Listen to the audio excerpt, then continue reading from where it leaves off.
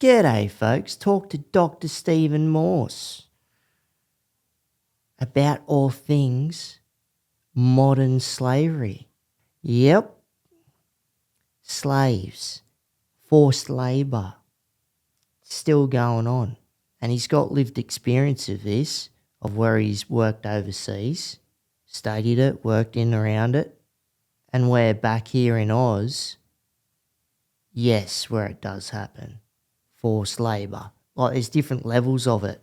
Like, where some situations are pretty grim and dark, and then where people are unaware that they're under a cloud of forced labour. People clearly getting taken advantage of. They don't even know it. You don't even know it. I bet you there's so many people out there that wouldn't know a lot of this stuff is happening in our own backyard. But he's out there, Dr. Stephen Morse, and talking to organisations, big corporate ones and the like, to educate so this isn't happening underneath their banner or underneath their watch. Because there's all types of labour where things can get hidden, pushed aside, where all people, individuals or corporations are looking at are the bottom dollar. But you can do it ethically, where people aren't getting taken advantage of.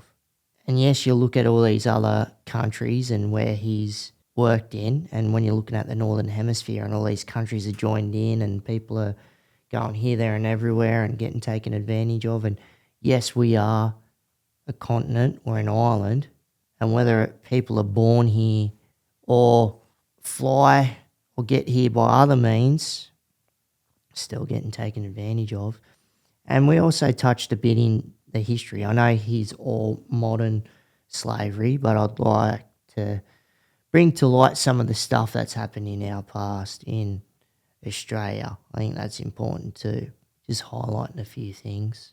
Because there's a few dark areas in our past when it comes to slavery and what's happening now, just highlighting a few things. You got to know where you come from to know where you're going. Love the yarn. And if you like the podcast, hit the subscribe or follow button. And we've also got a Patreon page. The link is within the description. So if you want to roll with the squad and become a patron, that'd be great. I want to thank our sponsors, Culture Connects, a disability service provider registered in all states and territories, predominantly operating up and down the east coast of Australia.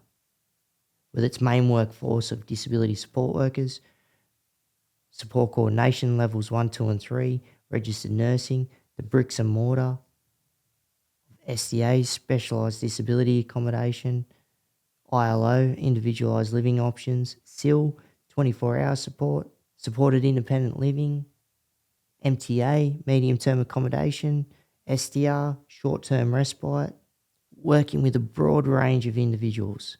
It doesn't matter the disability or ability, from physical to cognitive, intellectual, psychosocial, cerebral palsy, spinal cord injury, traumatic brain injury, Down syndrome, MS, spina bifida, Friedreich's ataxia, Huntington's, MS, muscular dystrophy, MND, schizophrenia, individuals from all walks of life.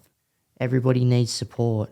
I'm very passionate about it, not just because I've got a disability, but working in the industry. And I'm one of the founders and co-owners of Culture Connects, NDIS registered provider, and working with other territory and disability schemes. So if you need help, reach out. And want to thank our sponsors, Permabuild Australia, the greatest electric wheelchairs in the land. Wouldn't be sitting in anything else but these 4 wheels right here, and they got great assistive tech also. So righto, let's get into it.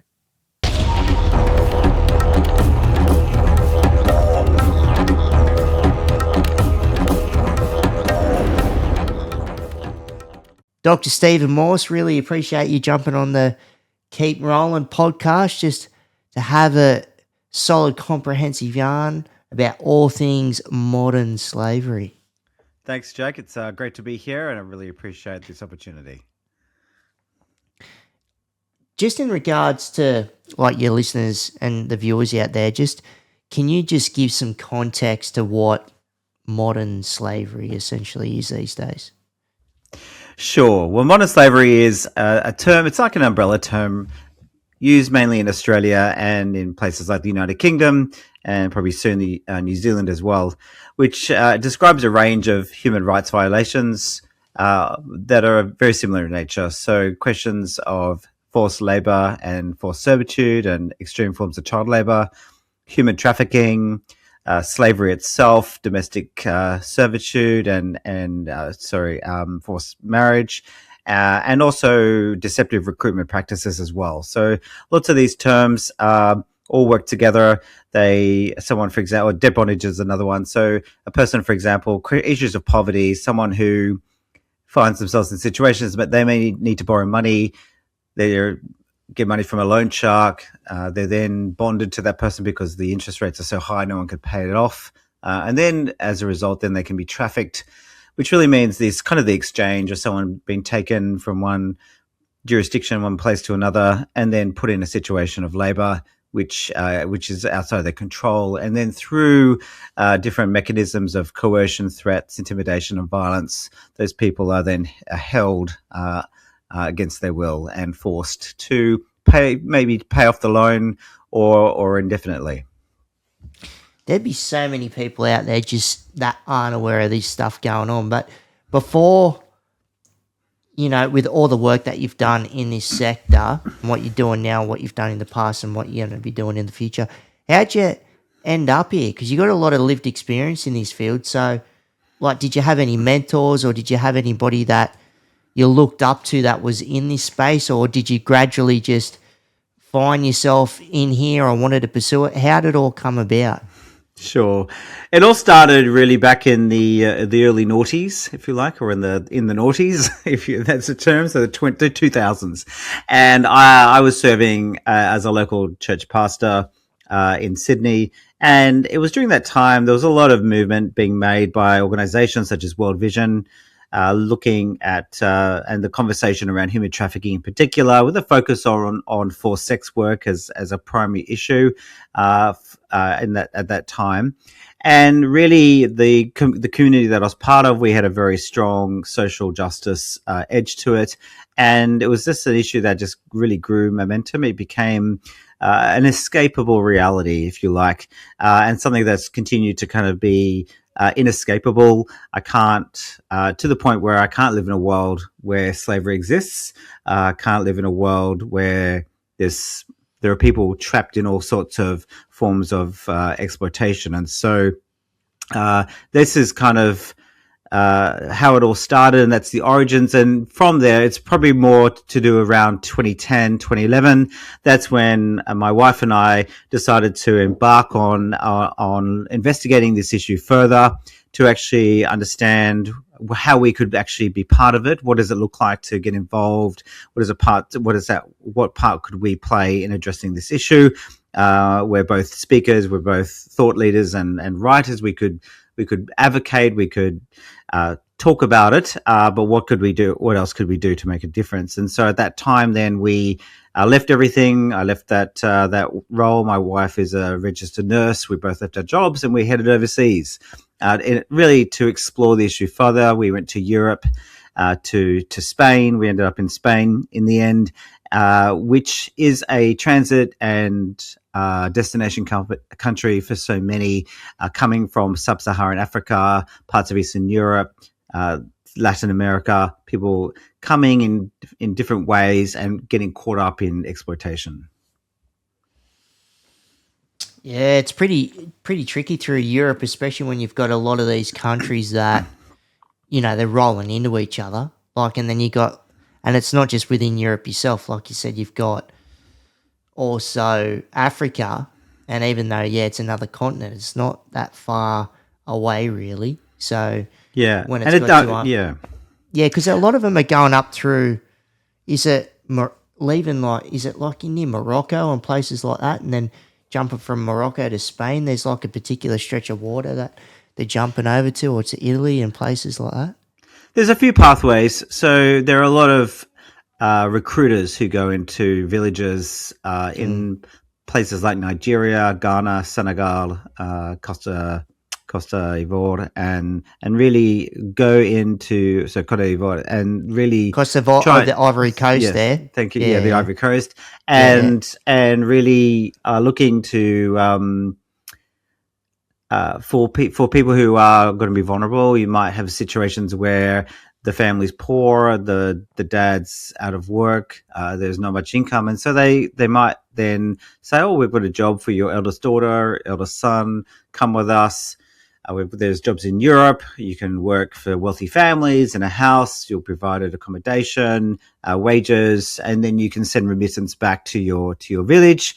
And through that process, then they might take the trek, a very dangerous trek through the Sahara, to places like Tripoli, in the parts of North Africa, and we often see stories of people on barges and boats sinking off the coast of Sicily, for example. That's a common scenario where people are then smuggled across into Italy, Italy being the closest to the North African coast.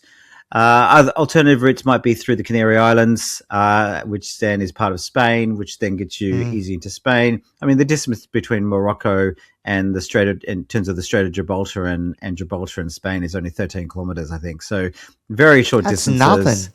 There's nothing compared.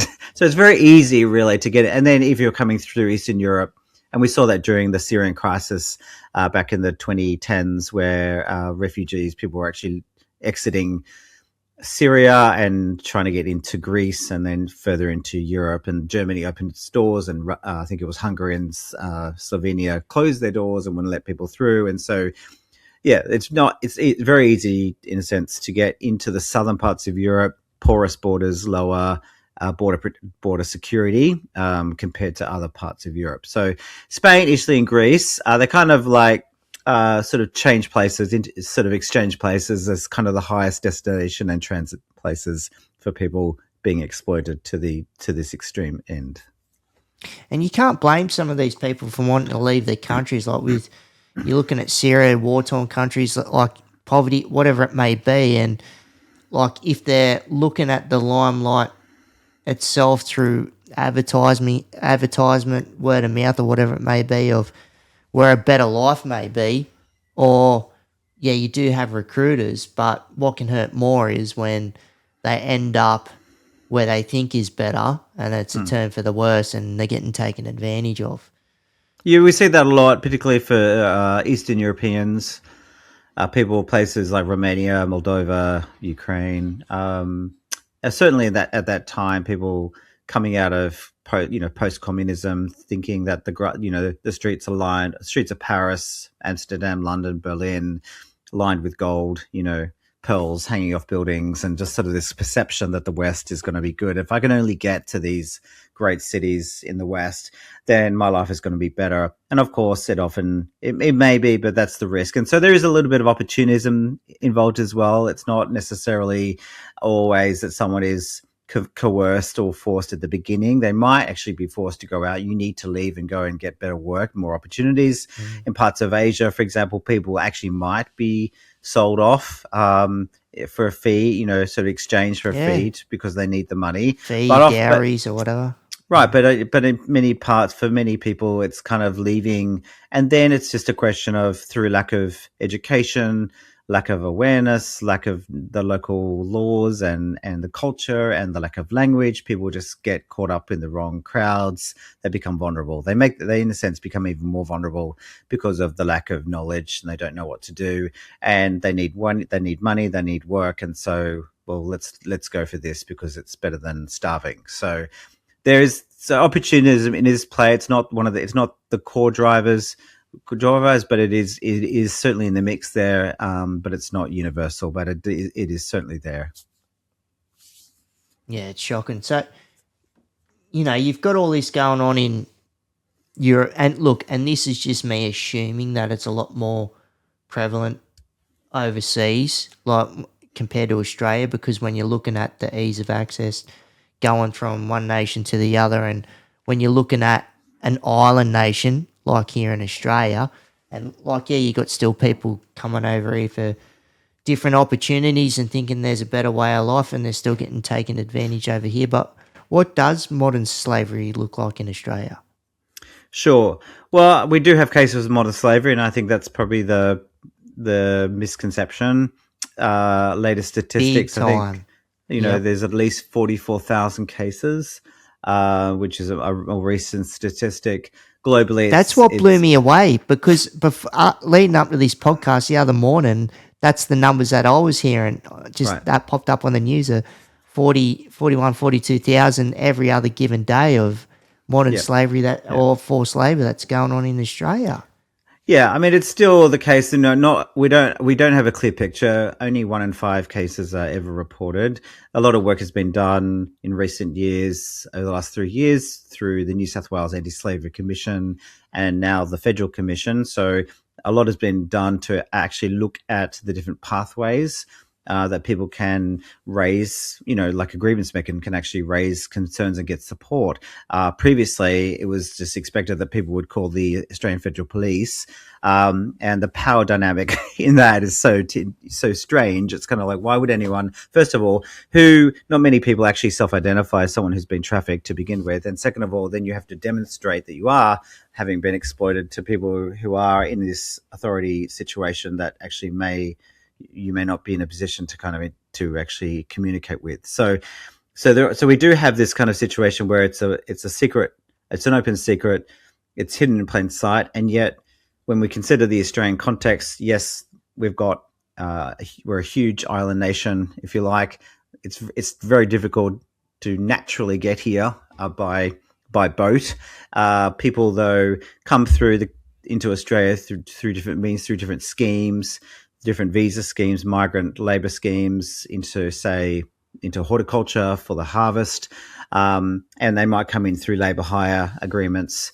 And that's often where it's actually at the recruitment point of recruitment. That's when the exploitation can occur, because those people may be assigned to a farm in some remote area, but they're actually under control of a labour hire firm. And depending on the integrity of those firms and how they actually treat their workers, because that's where they might get paid through the labour hire, not actually directly through the farmer. So there are all sorts of risks in agriculture, in horticulture.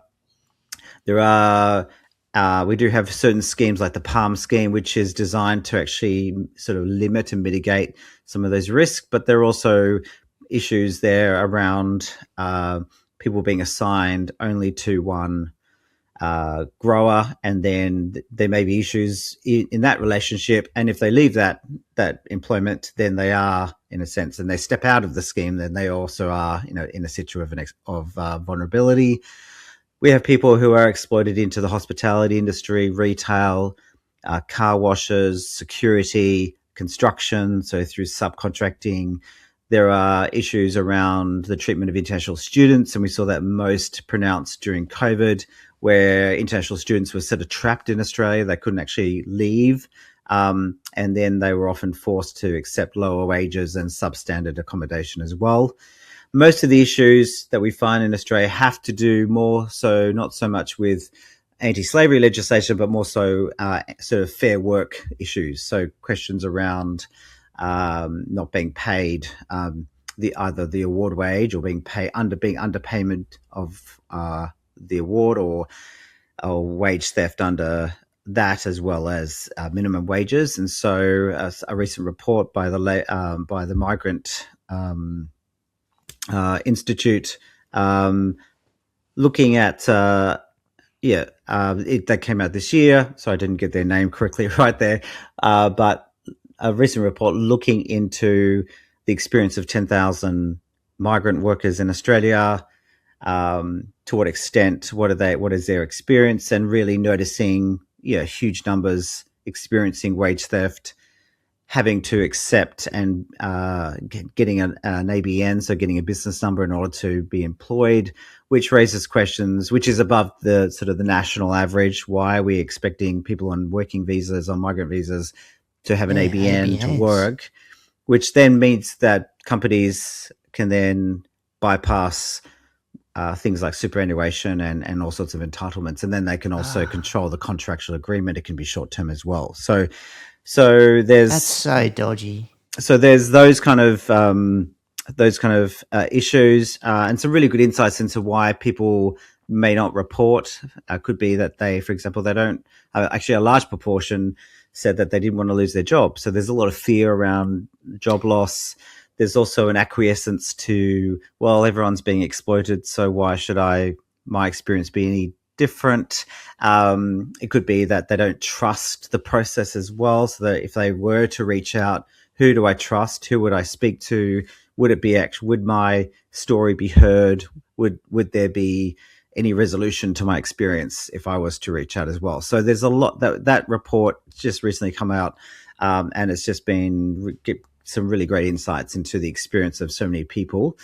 Yes, there are cases, and we see them in the news periodically, of people being really sort of what we would see and deem to be modern slavery situations, and are certainly questions of wage theft and excessive hours when tied to things like coercion and threats and violence. That does paint the picture of slavery. But most of the experiences, I think, have to do with wage theft as well. I could go on, but you might have another question for me. That's all good. Let her roll. Yeah. There's all sorts of questions I want to throw at you. But so, what do you reckon? What are, like, in the sense of this island nation and this continent? What are some of the misconceptions, the Australian misconceptions around modern slavery? Well, we do a lot of work at Unchained. My company, we work with most of our clients are large corporations. Yeah, and talk to us some of the gaps you're trying to fix through your organisation.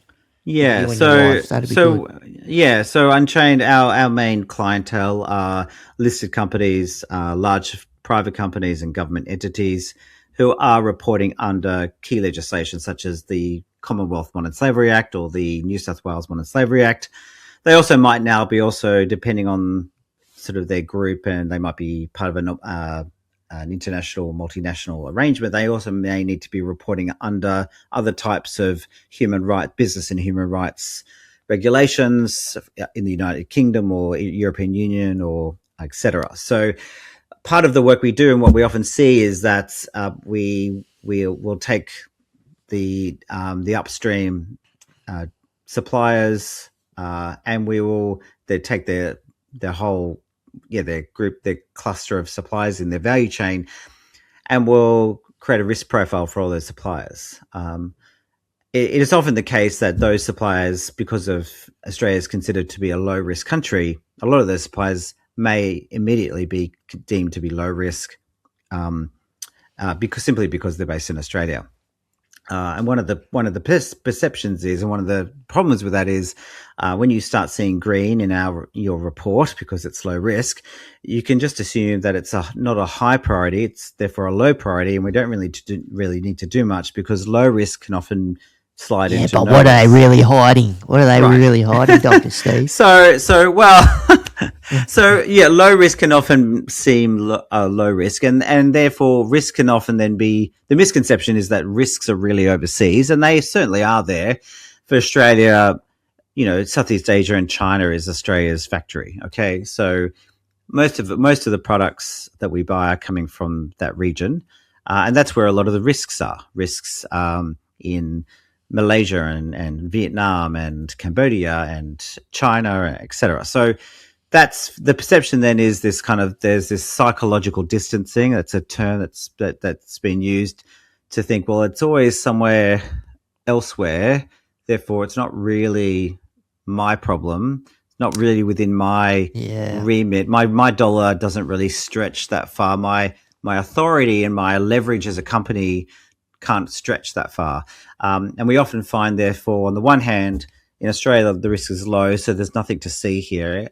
The risk is high elsewhere, but I can't see us doing much about it. And given that the legislation is not asking yet in Australia for companies to do the hard yards in crossing the river, crossing the Temu Sea, if you like, and to actually and the South China Sea, to actually get boots on the ground and actually do the hard yards of what is called due diligence, to actually root out and actually do whatever it takes to not just scratch the surface, but dig through the layers of the supply chain. Some of those supply chains are quite long to actually get to the context of exploitation.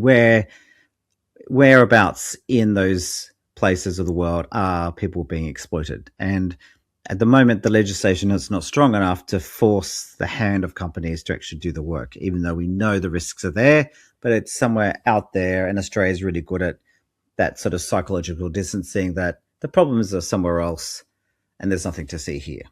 So that's the dualism. Yeah, it's not in our backyard. Don't worry about it. Even though they're in Sri Lanka, and they're making most of the textiles and clothes here, and where there's major organisations, or I should say corporations, that are in some of our major shopping centres that go to countries like Sri Lanka, and where you've heard of cases where they've got hundreds of people working in these buildings, and where they lock the doors, don't let them out, and where there was that one case a few years ago where they had them locked in and it caught fire and they couldn't get out, and a whole bunch of people bloody died. Yes. Yeah, and we've seen cases of that. I mean, the Rana Plaza incident in Dhaka, Bangladesh in 2013, where over 1,100 women died when a multi-level... 1,100?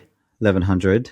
A multi-level sort of story, textiles factories, not just one factory, but a series of factories on top of each other, collapsed, and they were all servicing massive brands overseas. And that incident back in 2013 really put a huge spotlight on the fashion industry, which is kind of where it all began, because it wasn't long after that the UK introduced the Modern Slavery Act. The state of before that, it was only the state of California that had a due diligence supply chain act, transparency act, which wasn't a very strong act, but at least I was going to say, how far did they take it? Yeah. Well, not very far. I mean, you just had to kind of produce a statement and put it on your website, and that was about it. That was probably it is the weakest legislation. Since then, since the UK 2015, Australia 2018, the French, I think 2019, the legislation is getting stronger and stronger. So the strongest legislations at the moment is probably what's coming out of the European Union with their corporate sustainability reporting directives and due diligence directives. The Kiwis across the ditch have got legislation in place. They've kind of sat back, and over the last 3 to 5 years have gone, okay, we'll just watch everyone make mistakes and then we'll put some legislation together. So they're finally doing this with bipartisan support to actually get the legislation, which will actually be stronger than what we have in Australia. We had a review in Australia back in 2023, the Macmillan Statutory Review, where 30 recommendations were made to strengthen the legislation in light of the developments that were happening elsewhere in terms of human rights legislation. 25 of those recommendations were adopted by the Attorney General's Department. Most of them had to do with sort of cleaning up different processes and the federal office of the AG over here? Or? Yes, yeah. 5 of them, which are the most important ones that anyone in this space is very keen to see occur, have to do with lowering the threshold for reporting, introducing fines for misleading information or non-reporting, providing more of a stronger prescription of actually conducting due diligence and actually requiring companies to not just state the kind of frameworks they might have in place, but actually what kind of actually work and what they actually demonstrate their findings and provide some really good case studies, not necessarily of risk, but also of good practice. So there's ways in which there's a big consultation. Yeah, but he's the AG. With the AG, is she listening to you folk or what? Well, look, we're sorry. I'm getting excited. We're part of consultation processes, and we appreciate those processes to be part of consultation, but it is taking some time. We would like to see, along with others, things moving faster. There is a recognition that certainly in the Australian parliamentary system at the moment, there's just a lot going on, as you can imagine, following Trump's latest conflict in Iran, and now the federal budget, which is causing all sorts of ruptures. So I think unfortunately in Australia, this issue just seems to kind of just drag on, and unfortunately, I think the longer this drags on, I think the more apathy and indifference and ambivalence will be sustained. There are companies that are much more household names that are probably demonstrating the most work, but they also have the biggest teams. You know, your retailers, but they're also coming under the thumb of the ACCC and the mining companies as well, particularly those that are also the multinationals. So those that are more likely to end up in a major newspaper like the Financial Review for the wrong reasons are leading the charge, but they also are the other ones that have the largest sustainability teams to actually do the work. I know I already have a handful of companies that I've been trying to get across the line for some time that are literally doing nothing, who have done nothing, even though they're obliged to. So it does raise questions around to what extent does the Attorney General's Department know who should be reporting, and why don't they know, and why isn't anything being done to actually call out companies that should be doing something? Certainly the ATO would know who should be reporting. You start slapping some fines or something like that on them, then they'll start doing something. Yeah. Anyway, so look, there's a lot going on in this space at the moment globally. There's, Trump recently, I think Donald Trump came out last week saying that he's going to impose a 12.5% tariff on Australian companies because that we're not doing enough to address in terms of the importing of products here. We're not doing anything to ban the importation of products made by forced labor, and that tariff has been threatened against a number of countries, including Japan.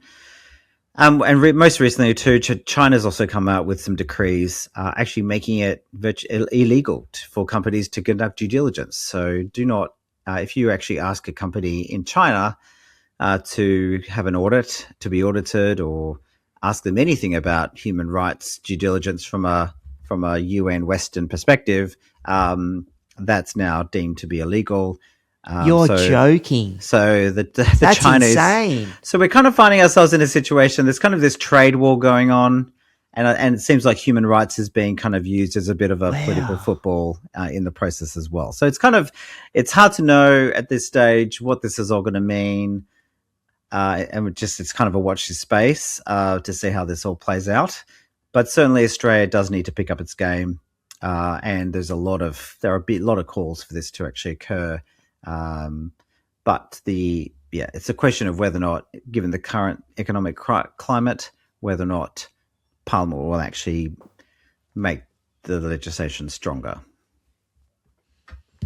Far out. So if it's making legislation stronger, and if you're using like case bases, if it's like your own organisation, I'm just thinking of what you utilise if you're looking at beyond compliance.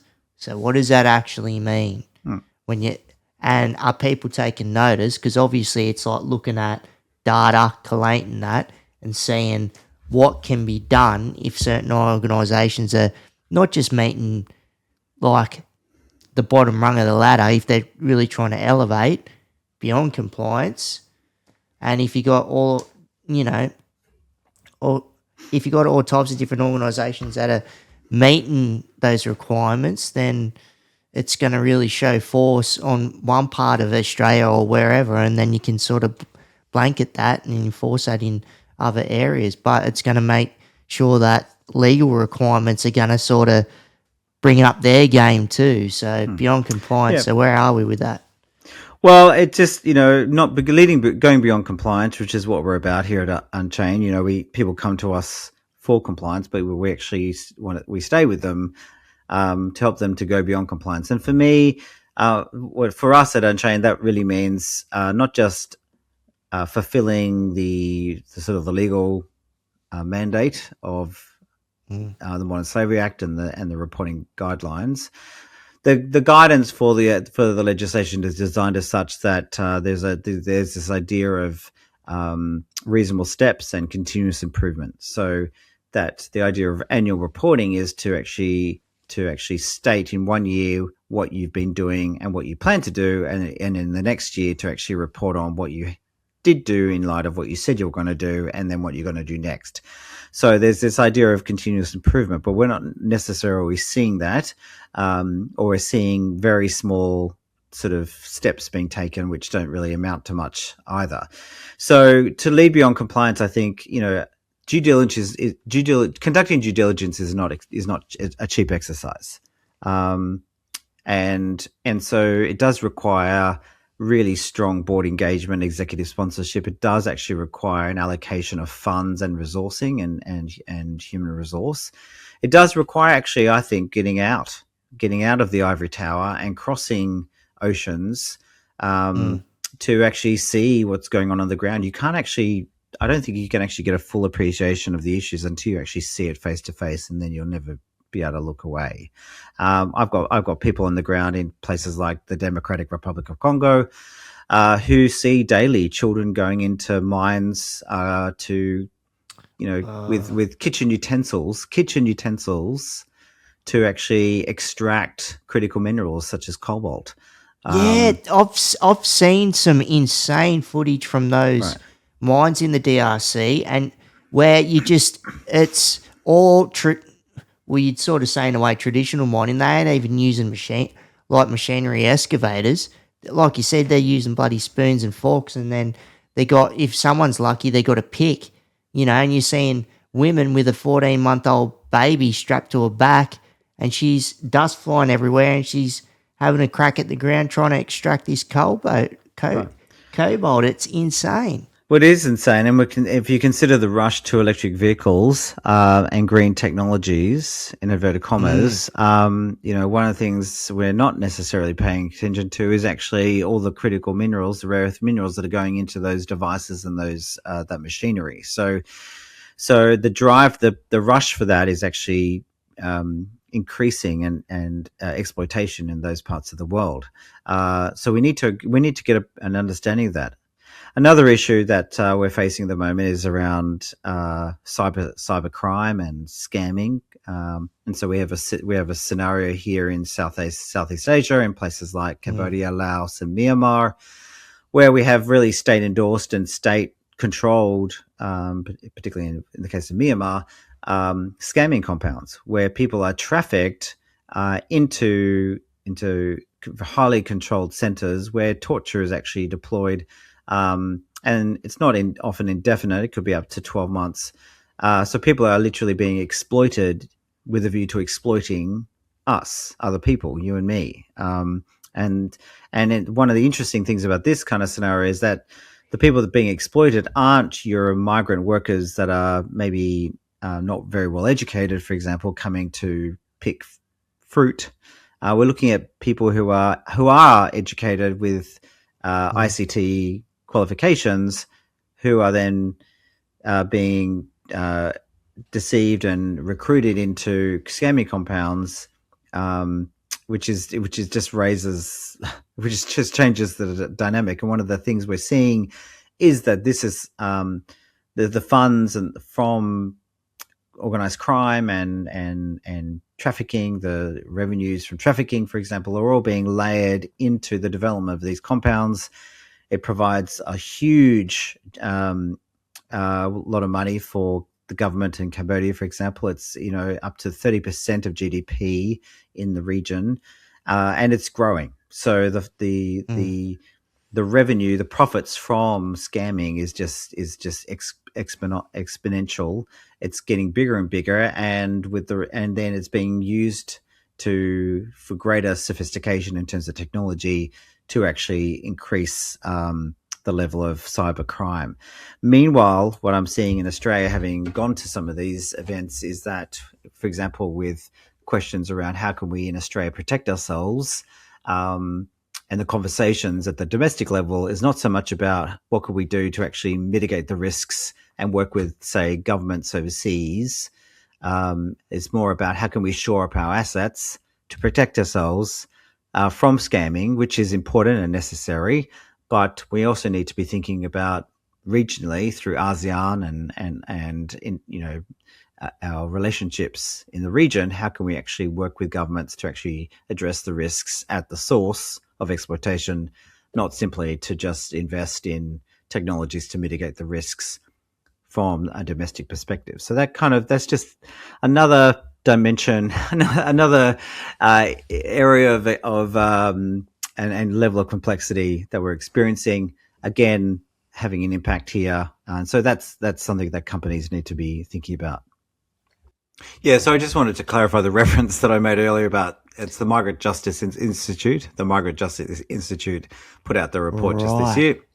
Sorry, I just Yep. got their name mixed up earlier, just in the Was process that of to do with thinking. the 41 or 42,000 that we were talking about That had to before? do with the migrant, just the research done, the survey done of migrant, the experience of migrants workers in Australia. Up to 10,000 were interviewed, and just to give an insight into their experience of working in Australia, questions of wage theft, um, and being asked to have an ABN in order to have work, and the fear of actually losing their jobs, sort of preventing people from actually getting the assistance they need. Yeah, that's what I hate, when they're having that held over them, like, you're going to lose your job. Or worse, is a lot worse than, losing your job, especially when it's got to do with modern slavery or forced labour. But what are some of the warning signs that people have really got to look out for when it's, you're being controlled, you're being exploited, or you're being trapped? What are we looking out for? Like, if you're trying to talk to an individual, you're trying to talk to a small company, government entity, or a large corporation, what are we looking out for? Yeah, well, I think for people who want to help, or for those who are experiencing, I mean, if we're wanting to help, we do need to look at the work arrangement, their contract arrangement. What is it that they're being employed to do? Is there an award wage for that? Are they actually getting at the very minimum, the minimum wage in Australia? So, what are the provisions around that? What kind of what's included in the contract? What kind of safety? Is it in alignment with fair work? Some of the issues, though, that you might want to consider, to what extent do people actually have agency? So, for example, you might have a cluster of people living at the same address. Um, so that could actually be an indication that they're actually all being controlled by one person. So if that is a flag to consider. So you then need to go further. Okay, so to what extent do they all have their own mobile phone numbers? Do they have their own bank accounts? So what are the freedoms do they have, or is everything being controlled by one person? So that's certainly something to look out for. If you are a trained health professional, for example, you may see other signs to do with signs of physical violence. For example, that may, if a person is presented into, say, emergency at a hospital, then to actually look for signs of physical abuse or sexual abuse as well, or some sort of psychological control. If someone does need to be triaged and then sort of examined, is there someone there who speaks on their behalf? Do they actually have the freedom to speak for themselves? So there's lots of different ways we can consider a person's situation and look for different signs to see if is there someone around that seems to be controlling what they're saying. And how could we get them by themselves to actually have a conversation outside the earshot of someone else that might actually be monitoring what they're actually saying and talking about their experience. And what do you think? What else is stopping people from talking? When you're talking about shame, fear, disability, trauma, there's all types of different language barriers. That's a huge one too. Yeah, language barriers is often is a big issue. People not necessarily understanding the local customs and laws, and where to go to get help. I mean, if you've been brought into Australia through some sort of visa scheme, and you're then designated to a farm somewhere remote, you don't know where to go. You have no transport. You may not have the language. You don't know what your rights are. And so giving people their rights, knowing what their rights are, and also giving people the confidence to know that if they were to raise a grievance, that would actually be resolved. That can be a huge barrier, particularly in the use of grievance mechanisms. One of the weaknesses of grievance mechanism that people even across the board is that, if I was to raise a concern, is that going to be resolved? And what is the time frame of that resolution? Who's actually going to? How is that escalated? How is that? What's the resolution time? What can I expect from raising a concern? And so, grievance mechanisms need to be set up well so that there is third party intervention, that they are tested, that there's a clear process map, that a visual representation perhaps of the actual mechanism, so people can actually see, the matrix of the mechanism, so they know that they can have confidence that, if I was to raise a complaint today, that something's going to be done within the next 7 days or 2 weeks or whatever it is. And companies need to be able to demonstrate that and make sure that those mechanisms are reviewed and tested, and that they actually are fit for purpose. Organised crime. Where are you seeing some of these unsavoury characters coming into the mix and taking advantage of people? I think in Australia, sure, as such. I don't know. I can't really comment too strong in terms of organised crime. I think globally, organised crime does undergird human trafficking. It's very much an outcome of organised crime. Those kind of syndicates they are set up. People are treated as commodities, and they'll just take anybody. They're not put off by NGOs actually doing any kind of intervention. That doesn't, in the conversations I've had with people who actually are more specialised in tracking down traffickers and prosecuting traffickers are not put off at the moment by anything that's happening.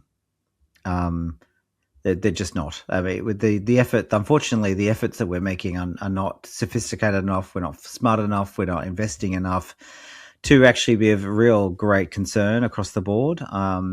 If we take someone out of exploitation, a state of slavery, they'll just put someone in. And if we give someone respite in some reparative, restorative environment, well, okay, that's great. Well, they'll come out of that, and we'll then repurpose them and re-traffic them. They've had a little break. We're not put off by that as well. So unless we actually have really strong pathways for people to step out of exploitation into credible income generating economic activity, which really prevents them from returning, because the temptation to return can be great given the potential for what they can earn. What they can earn in those sectors. So again, that depends on where they're working. I'm thinking particularly around questions of forced sex work. The sex industry can be very highly lucrative, and to pull people back in, and changing lifestyles and stepping into what we might consider something more, I don't know, normative, a normal way of living, a daytime kind of life, is a huge process. There's a lot of work that needs to go into that. So we need to do a lot more to actually prevent people from being exploited in the first place. And we need to actually create structures and systems that actually make it really difficult for anyone to exploit someone in the first place. Yeah. And how do you reckon forced marriage comes into the conversation of modern slavery? Sure. Forced marriage is under the rubric under the umbrella of the Modern Slavery Act. By virtue of the fact that it is a form of economic activity. People are through the dowry system, for example, people can be exploited. It is certainly a situation in Australia. I'm not clear on the actual numbers at the moment. The last I heard was probably around 800 cases in Australia, but certainly there are situations where it's generally an issue for South Asia, places like India, Pakistan, Bangladesh, Sri Lanka, where people are either forced into marriage underage, and that really comes down to the definition, really, of what forced marriage means. Because if you are underage, a minor, then you are being forced into marriage from an Australian perspective.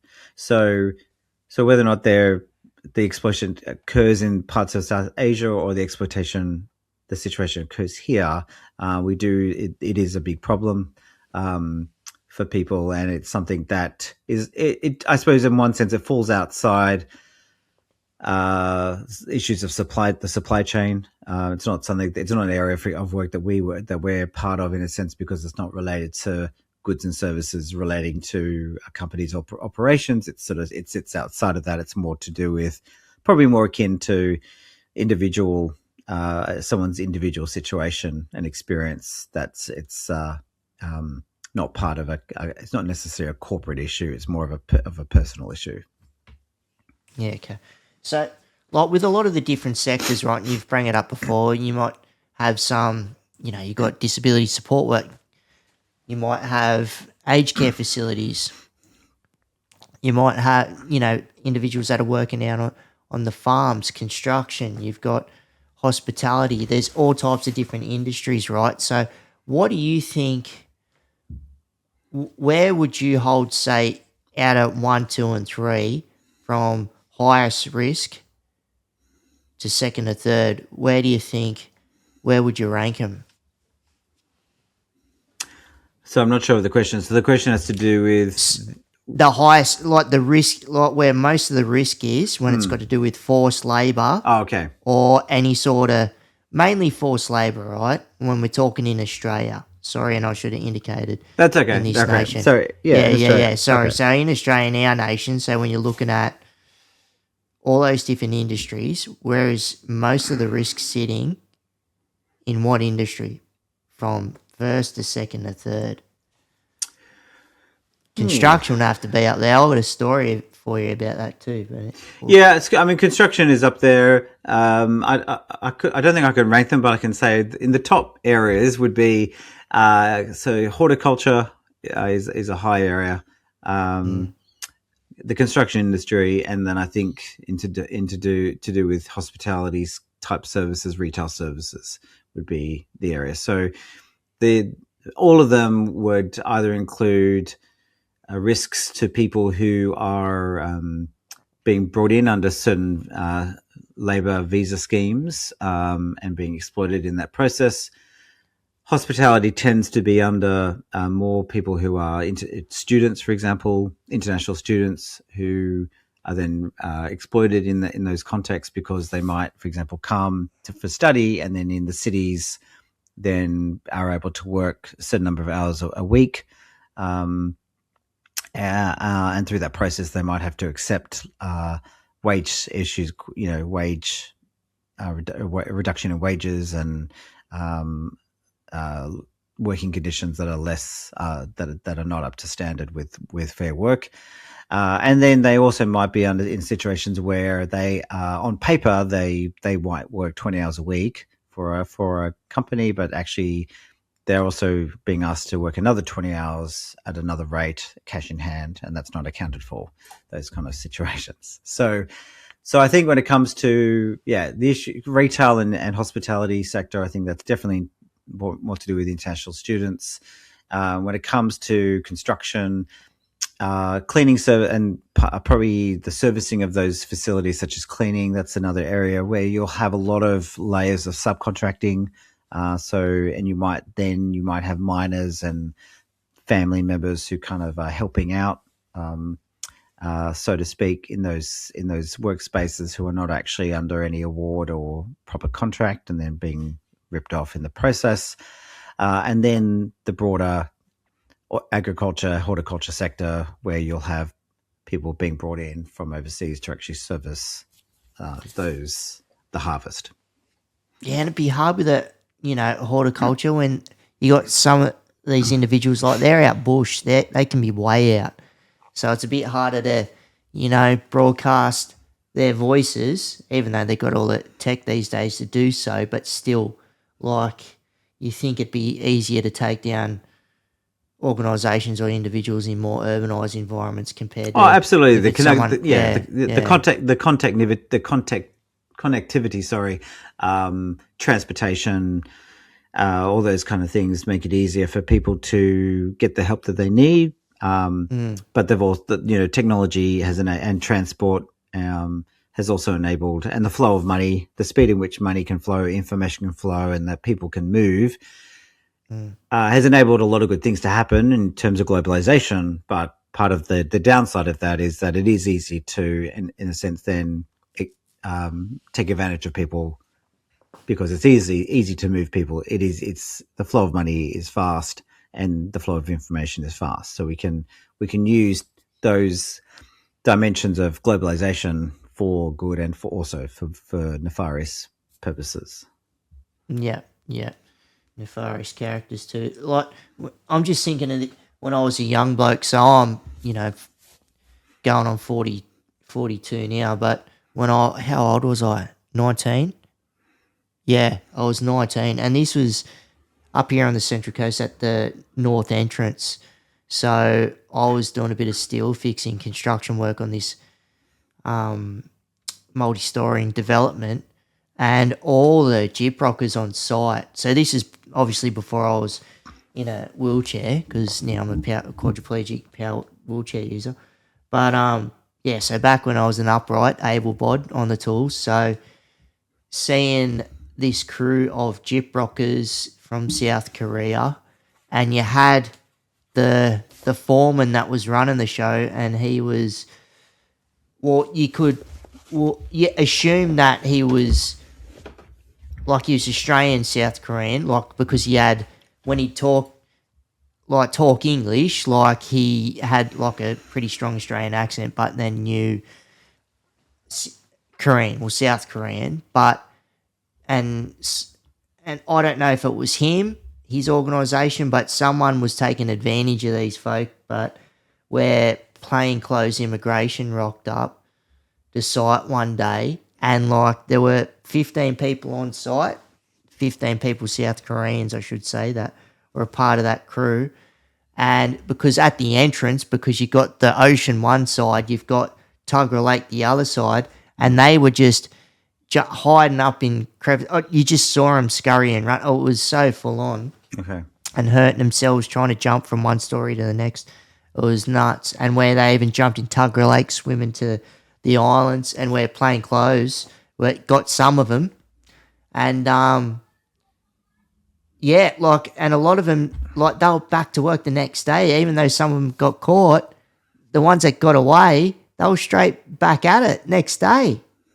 I couldn't get over it, just what I saw. But even more so, I'm like, what are you doing here? Like, because I didn't, like, I'm only young. I'm just not that long out of high school on a work site. And I'm like, is this the stuff that goes down? Is this normal? Is this normal? Right. Yeah, Yep. And I was working cash in there back then, so that was a bit of a dodgy job too within itself. But anyway. Yeah. I think we a lot of people will do things and suffer all sorts of injustices in order to achieve an end. I mean, I've met backpackers from Europe and the UK. They'll come to Australia that in order to, on those schemes, on those student schemes, they may need to, they do need to do some level of work here. They might need to go out back and pick fruit, and they'll put up with all sorts of strange behaviour, pats on the bum, fines for, if they break something in the accommodation's not great. They'll, strange things like having to pay, the stories I heard, having to pay for the insurance for the truck that the fruit's going on. What? Like, why are they paying for the insurance? And they might suffer all those kind of violations for the right to sit on Bondi Beach or Surfers Paradise for, the next 12 months. It's the trade-off, right? So the trade-off of whatever they want to get to, which is Bondi, right? Then they might suffer. They might put up with certain conditions. And certainly, I've been in situations where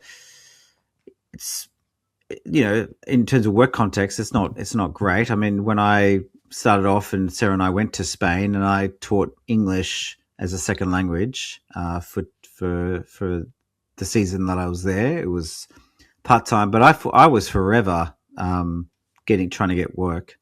It was a very unsustainable work work arrangement. So I'd be teaching classes, and I'd teach a class, and then I'd be told the next day, the company's asked for a new teacher.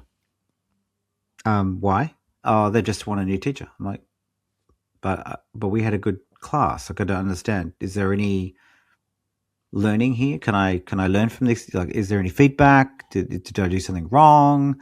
I would literally lose classes left, right, and center all the time for no justification at all. Just no, we don't want you anymore. It was someone's doing it for cheaper and for cash. Cash. It was just very unstable. It was very unstable. There were situations like this. For cash. Cash is king. Yeah. Well, there were some schools that's how they traded. Everything was in cash. Yeah. But yeah, like these kind of issues happen more often than we realize. And your experience that you described earlier can be these things happen, and it's incredible. It is remarkable, and I think one of the tensions is that we have standards, we have laws, but the question is, are they enforceable? And we do have bad actors who are quite prepared to take advantage of people who will actually do whatever it takes. We'll do whatever it takes to get hold of money in order to survive, and we'll trade on that. We'll trade on people's desperation and lack of kind of integrity to get something done, and that can be quite normal. Unfortunately. So, and I think that's one of the things that we're seeing. And I think that's probably the experience is that when it comes for migrants to reach out, it's like, well, everyone's doing it. Isn't this normal? Isn't my experience normal? I didn't reach out. I didn't complain because A, I didn't want to lose my job, and B, well, everyone's being ripped off. So everyone's being exploited. So why should I cause a problem? And if I was to say anything anyway, would I lose my job, or would anyone do anything about it? Does anyone care enough? So it'll be interesting to see what the response is to that Migrant Justice Institute report. But it does highlight, the experience and the importance that, companies do need to, it comes back to the question of due diligence, and companies need to have really good visibility of actually what's going on, and they do need to care what's going on through the different layers of the business, and who's actually working for them, and what are the conditions, under what kind of conditions are they actually conducting the work. And if there are pretty heinous conditions, right, in situations and where it's even beyond forced labour, you are looking at, your modern slavery types and within Oz, but whose hands does it really fall in? Like when you're looking at, say if it's New South Wales, you're looking at New South Wales police, if you got immigration, the AFP, like is it a collective bunch of all three? Whose hands does it fall in? Like, who are people contacting if they can see if something's going on? If they do make a call, where does it filter up the chain to the appropriate organisation that can take effect and make sure that they rescue these peoples to make sure that they sort these situations out? Yeah, well, this has been a big question and part of the remit for the Anti-Slavery Commission in New South Wales and the work that has been done. So they do actually now have a hotline that's actually run through the Commission. There are other organisations that are part of that picture and can support that. For example, Anti-Slavery Australia, the Red Cross, Salvation Army, and others. So there is, and you can, and also call the police. So there are channels, and people really seriously looking at the different, again, similar to a grievance mechanism, looking at, okay, so if someone puts a call through here or makes an inquiry, where does this actually go to, and where's the chain of authority in terms of escalation, and then what's the chain of delegation and response, and what's the what does that actually look like? What is it actually going to mean? And how do we actually close the loop? Because it's the closing of the loop where it actually gives people confidence that the system actually works. If there's no closing of the loop, and people have no idea that reaching out is going to mean anything, then that will encourage them to not speak out. It'll encourage those who are bad actors to actually continue to do the wrong thing because they know that nothing's going to happen. Complaints they're going to be able to get away with it.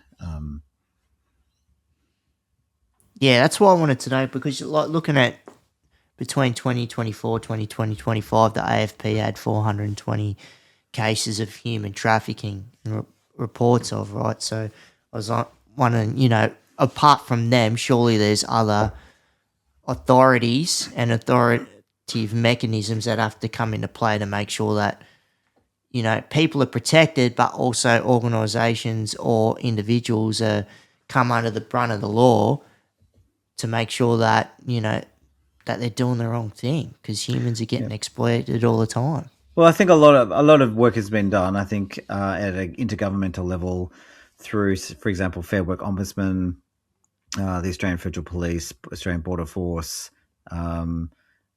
healthcare professionals, sort of hospitals. There's a lot of education, a lot of coordination. Different companies and organisations and peak body groups are also setting up different mechanisms. Fair Farms, for example, is looking into this and considering how they could even just have their own hotline, even though they're a peak body resourcing farmers and the space, but they could actually have a key role as well in advocacy and education and providing channels so people, even though so if someone was to make an inquiry through them, that can then just be directly channeled to the relevant authority. So I think the more that organisations put out information, I think the more the grievance mechanisms are, through, say, posters and QR codes and different types of ways, different ways in which workers can get access. The more that the workers understand the process, that there's clear visualized process maps, information's put in different languages, and that they know, for example, if they were to make an inquiry, there will be no retaliation, that they actually will get the support that they need. They will get information. They're not just going to be sort of fobbed off with some generic response that doesn't actually mean anything. The more we have robust systems in place that will actually provide people with the help that they need, then we will generate a culture of a good practice, at least at that level. So, but that is a work in progress. It's taking time. It does take time. There's lots of stakeholders, lots of actors. It's a vast continent. It's a vast country geographically. Most of the population living in, one pocket of the country, if you like. Half the country lives between Melbourne and Brisbane. So, and we hug the coastline as well. And we hug the coastline. So there's lots of scope for people to fall through the cracks. Absolutely, it's very easy to get lost, I imagine, and to feel lost in this vast continent. I have the privilege of living in suburban Sydney, so I don't have a daily experience of that. I can get lost in the bigness of the city, but it's very very easy to be made vulnerable and to feel vulnerable, I think, in a place like Australia.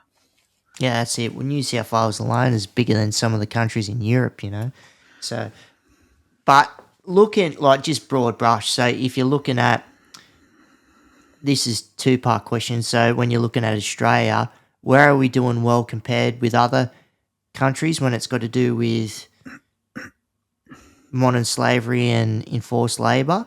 And on the second part, where are we lacking? Where are we weak? Sure. Look, I think there are certain sectors that are highly regulated. Australia is a very highly regulated country. There are many sectors where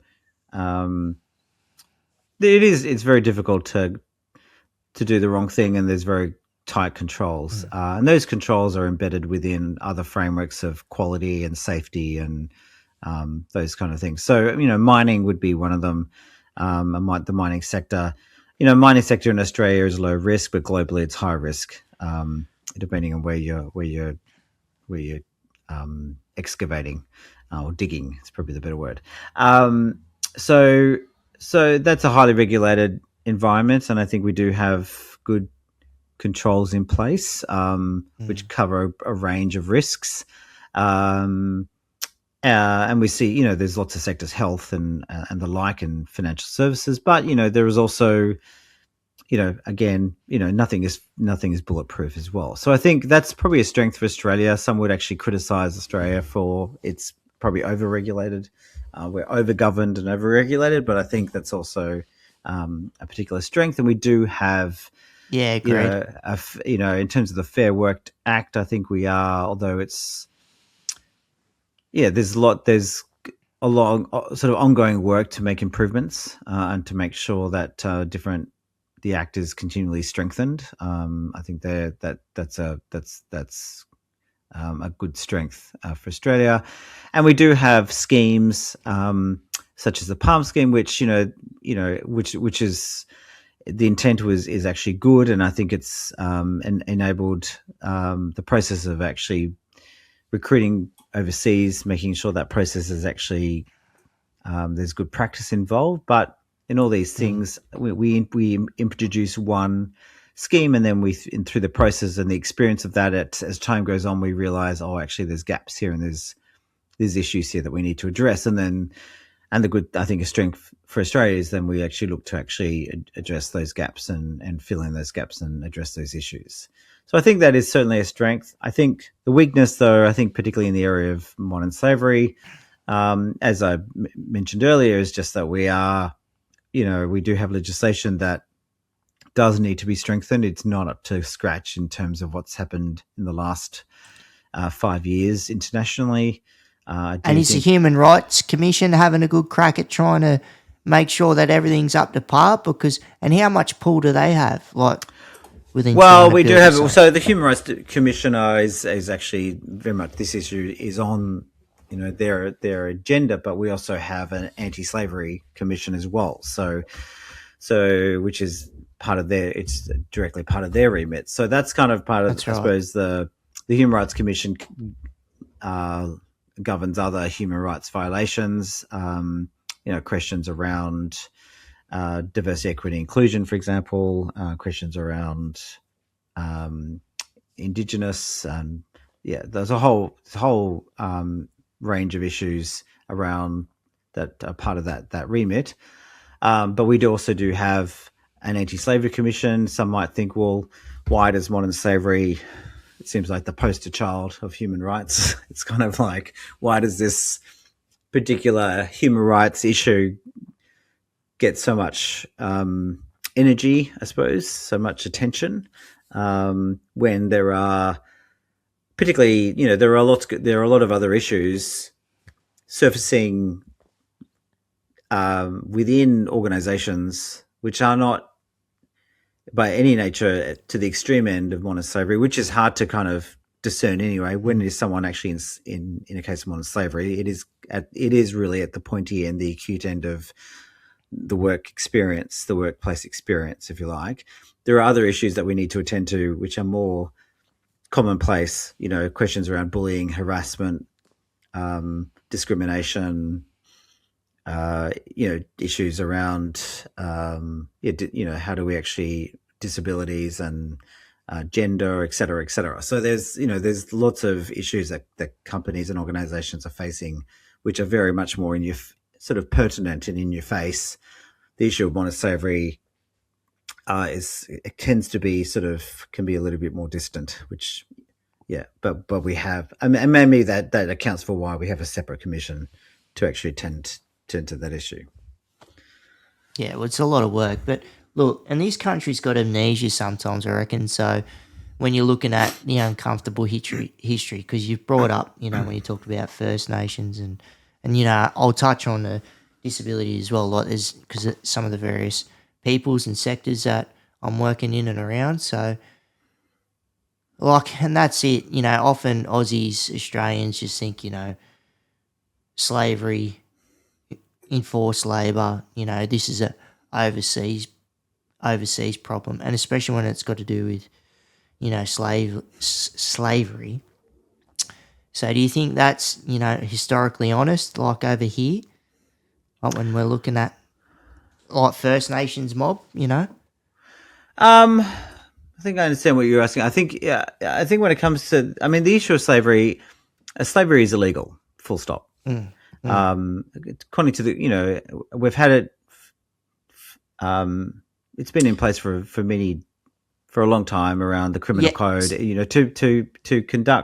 To own someone as a slave is a criminal activity. So that's not the nature of the legislation. The nature of the legislation is to recognise that there is some, it is a crime to enslave anybody, but when it comes to the idea of modern slavery and what that looks like, it's not necessarily about a classic sort of ancient or transatlantic US slave trade dimension, where people are actually on shackles or in an ancient form, which we see in places like Mauritania and West Africa, where whole families can be enslaved for generations. That kind of classic ancient form of slavery. Modern slavery is more to do with there are key working arrangements which are exploitative, such as low pay, no pay, excessive work hours, no rest, fines for not fulfilling an order, for breaking machinery, all sorts of problems around recruitment and recruiting fees and things like that. There's all those kind of work contractual arrangements which take advantage of people. Plus, like some of them, like when I'm talking about First Nations, when you're looking at, and it's not too long ago, when you're looking at out on missions, out on stations, when you're looking at individuals that where you're not working for money, you're not working for a wage. You work, at the end of the week, you might get, half a pound of flour and a bit of sugar. right. And that was real, and that's what was happening. Yeah. Back with Torres Strait Islanders and a lot of Aboriginal people across the nation, and certainly that's been certainly the concern for the New South Wales Anti-Slavery Commissioner, James Cockayne. He's done a lot of work in understanding historic forms of slavery in Australia and how highlighting how we need to kind of come to terms with that, the way in which First Nations people were exploited and enslaved and mistreated, and along with other Islander people who were brought to Australia as well to service industries as they were developing, and the way that they were, enslaved and mistreated in very barbaric ways that we just wouldn't tolerate today. So I think and that's good. I think Australia does need to recognise its history and come to terms with that, and the exploitation that's actually occurred here. And I think that would be true for many nations, particularly those that have been colonised. Canada, New Zealand, for example, and other nations. I think I was going to go with my thoughts on that, but I think we do need to. No, I have lost my train of thought.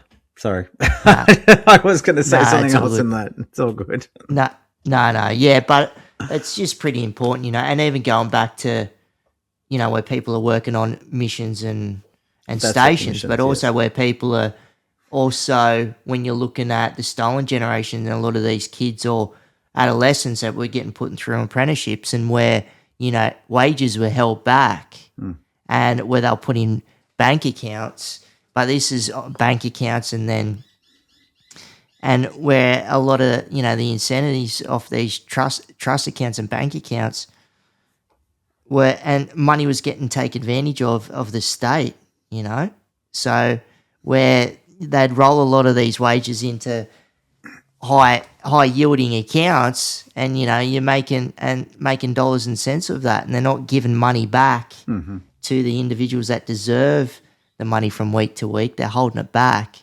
and you see the same through prisons as well. I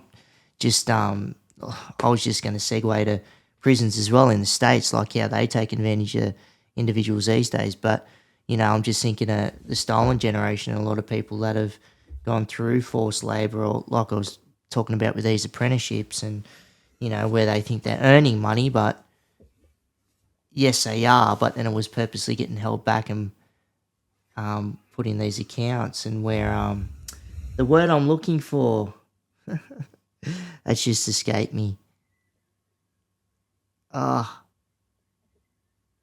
Put in accounts for like in trust or a remittance or... No, when you hold money into account every year, and you make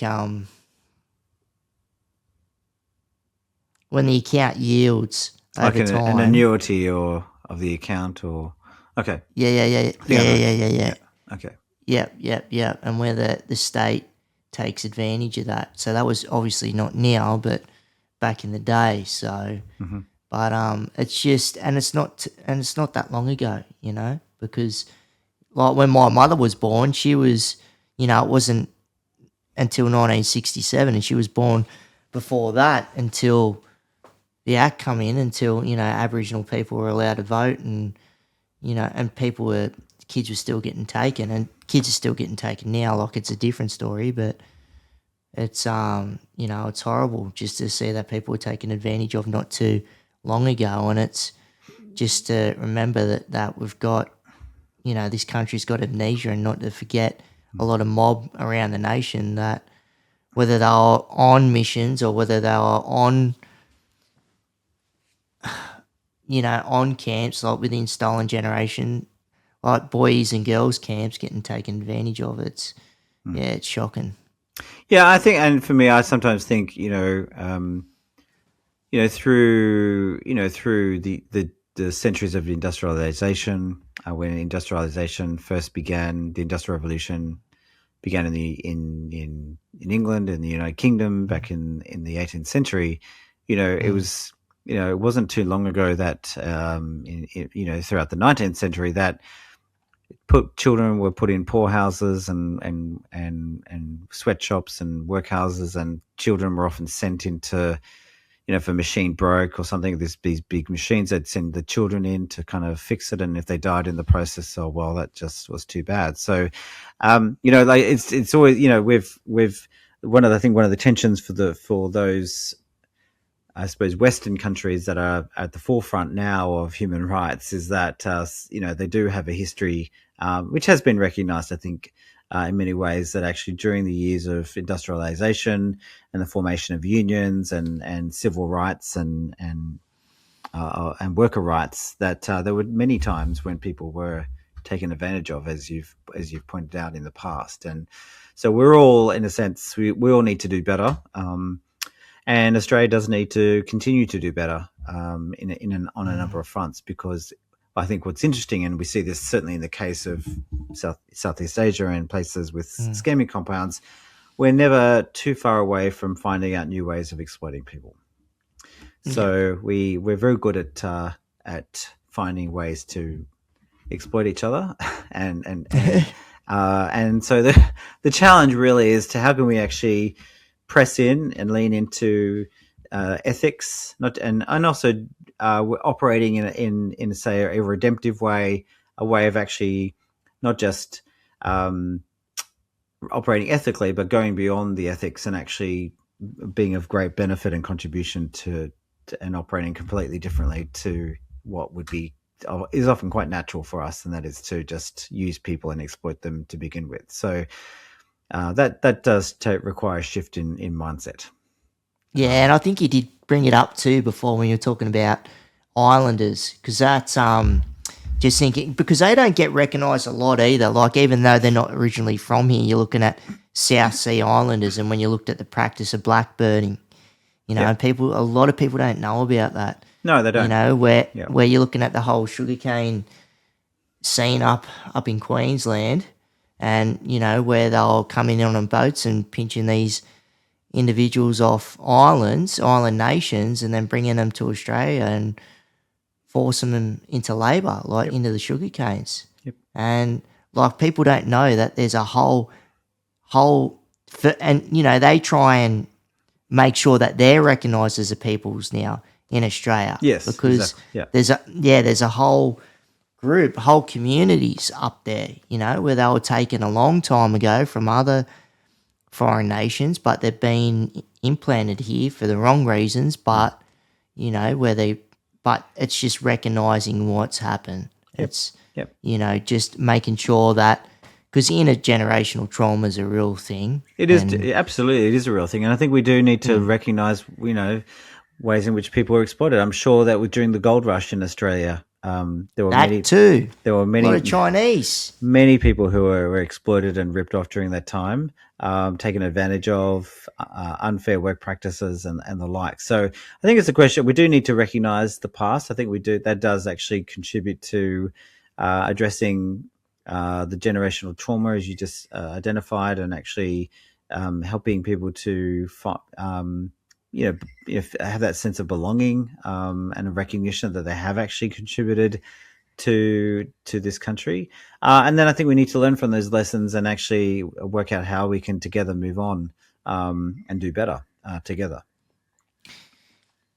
Yeah, and what do you think is the link between historical unpaid labour and the current disadvantages?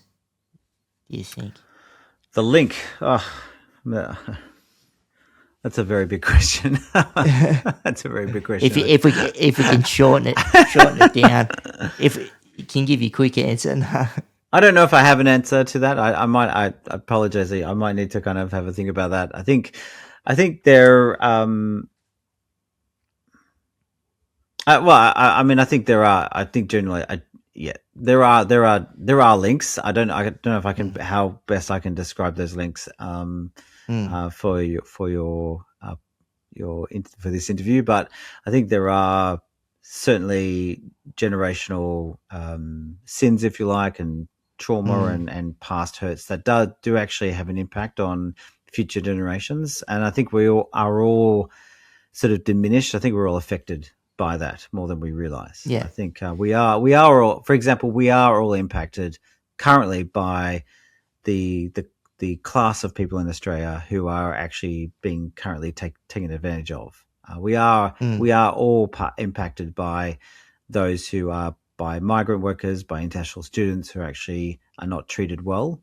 I think we fail to realize, and I think the Anti-Slavery Commission for New South Wales has actually articulated this well. There is actually not that I want to necessarily stress the business case. I would love people to actually operate from an ethical framework, and then the legal framework. But if you are not convinced, there is the business case for doing good, for acting with integrity in business. I think there is great benefit for paying people well. And who knows, by paying people well, and without that actually being to any great detriment to your business, increasing wages, for example, and giving people a living wage according to their local geography, their local economy, where they're part of, actually will not actually hurt your bottom line. The margin on profit is so great. And I think, who knows if you actually, if many of these countries that are developing and undeveloped, if they were to actually develop economically, wow, there you go. There's a new market. There's your business case. It's good business to actually do good, and to make sure that everyone within your value chain is actually treated well and paid well, and actually has equal opportunity. It actually doesn't serve organized crime and corruption. Actually, doesn't service anybody. It actually impoverishes. It actually pulls away and makes everyone's life a little bit harder. So there is actually no economic benefit to corruption. Yeah, that's right. And when I was talking about First Nations before, God, I'm silly.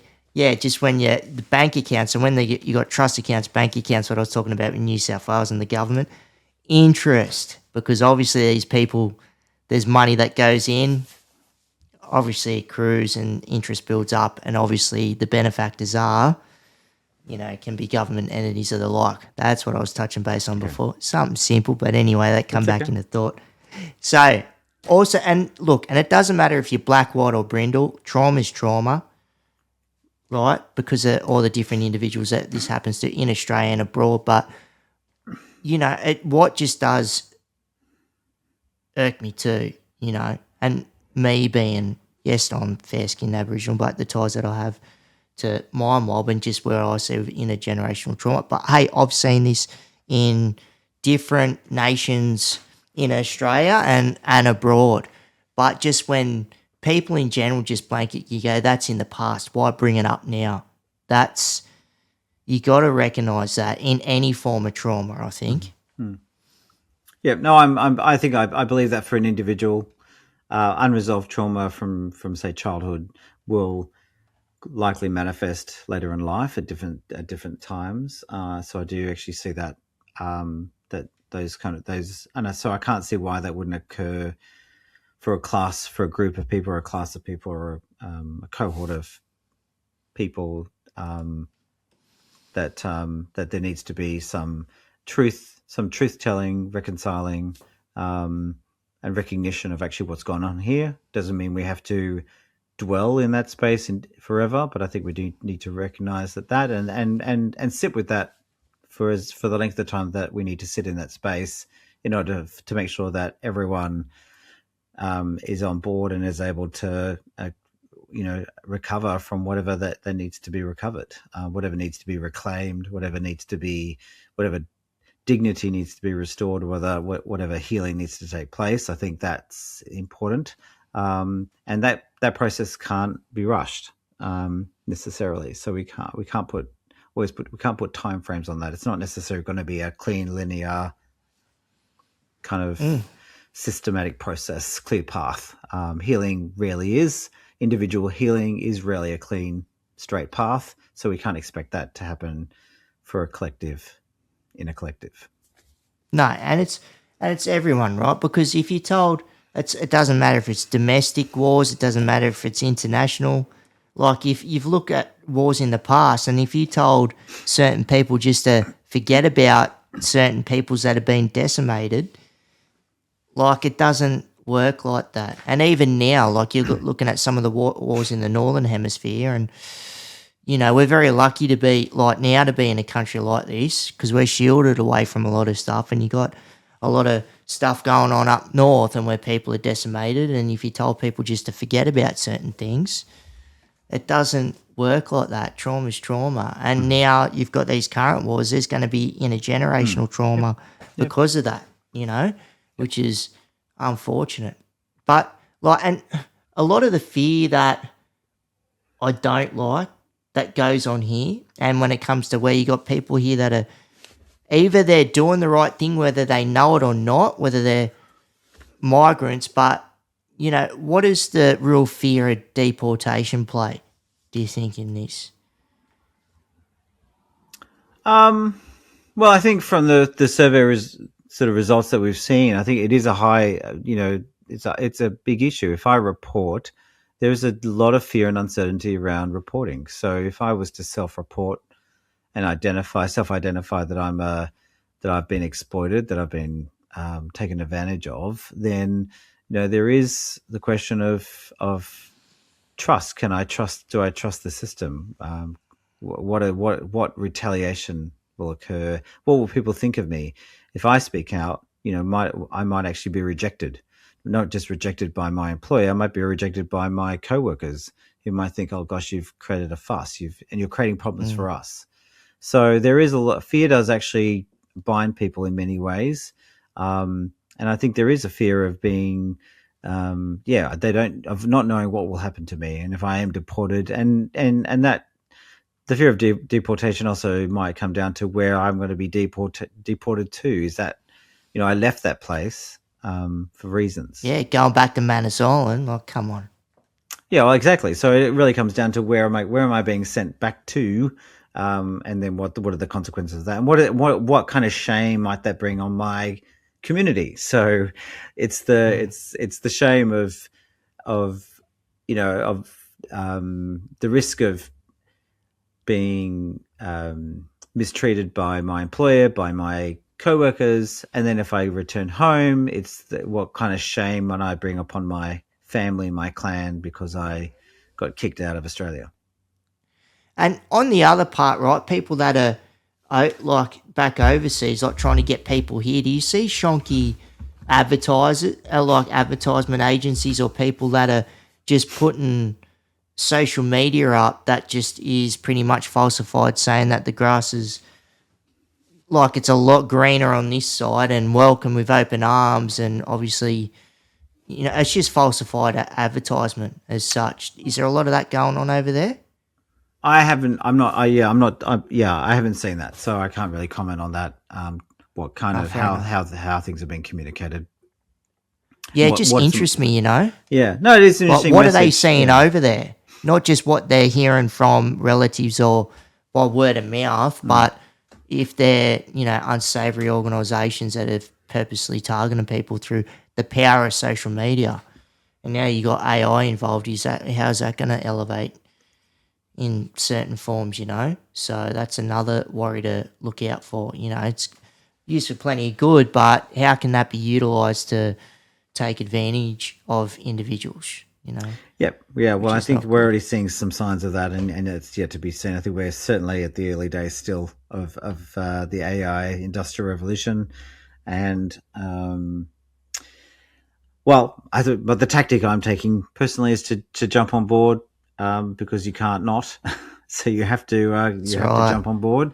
You have to engage. You have to integrate, and then become aware of the risks and the issues and keep abreast of those issues. If you can't, well, you're just gonna. There's no the alternative is to I think probably in the end to step out of, I suppose to step out of the system, which you may be able to afford to, but if you can't afford to, then you got to step in, you got to step up. Is there anything that you're seeing at the moment? Is there anything simmering AI wise where people are utilising it in a not so good way to take advantage that you can see? Oh, I mean the deep fake images is probably one of the main ways people are being exploited. But I think often that's a question of bullying and harassment, those kind of issues. It's hard to know at this stage. I haven't yet come across people being kind of deceived through, say, an AI generated recruiter, for example, at this stage. But that's something to look out for, and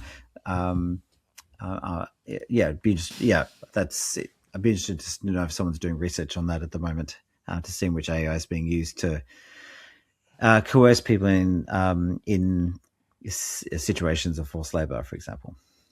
Right. Well, I want to flag a few things just in regards. Like, I want to get into the disability topic around ADEs. Like, that's anyway, everybody's got the different take on those Australian disability enterprises, and I've heard Jonathan Steele John talk about it, where that's almost a form of modern slavery.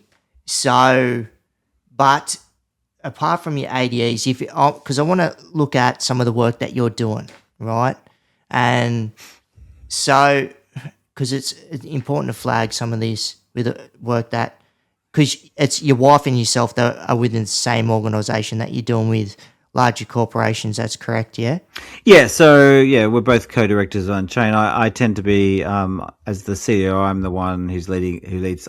My team, Sarah and I have slightly different roles. So my team actually runs the compliance sort of area, part of the company, actually working with companies. Sarah runs part of Unchained we call Unchained Courage, which is more around the speaking and advocacy. So Sarah's got her own podcast and professional speaking, keynote, etc. So that's kind of, she's more at the professional speaking podcast side of things. I'm actually more at the working with companies to improve their business practices.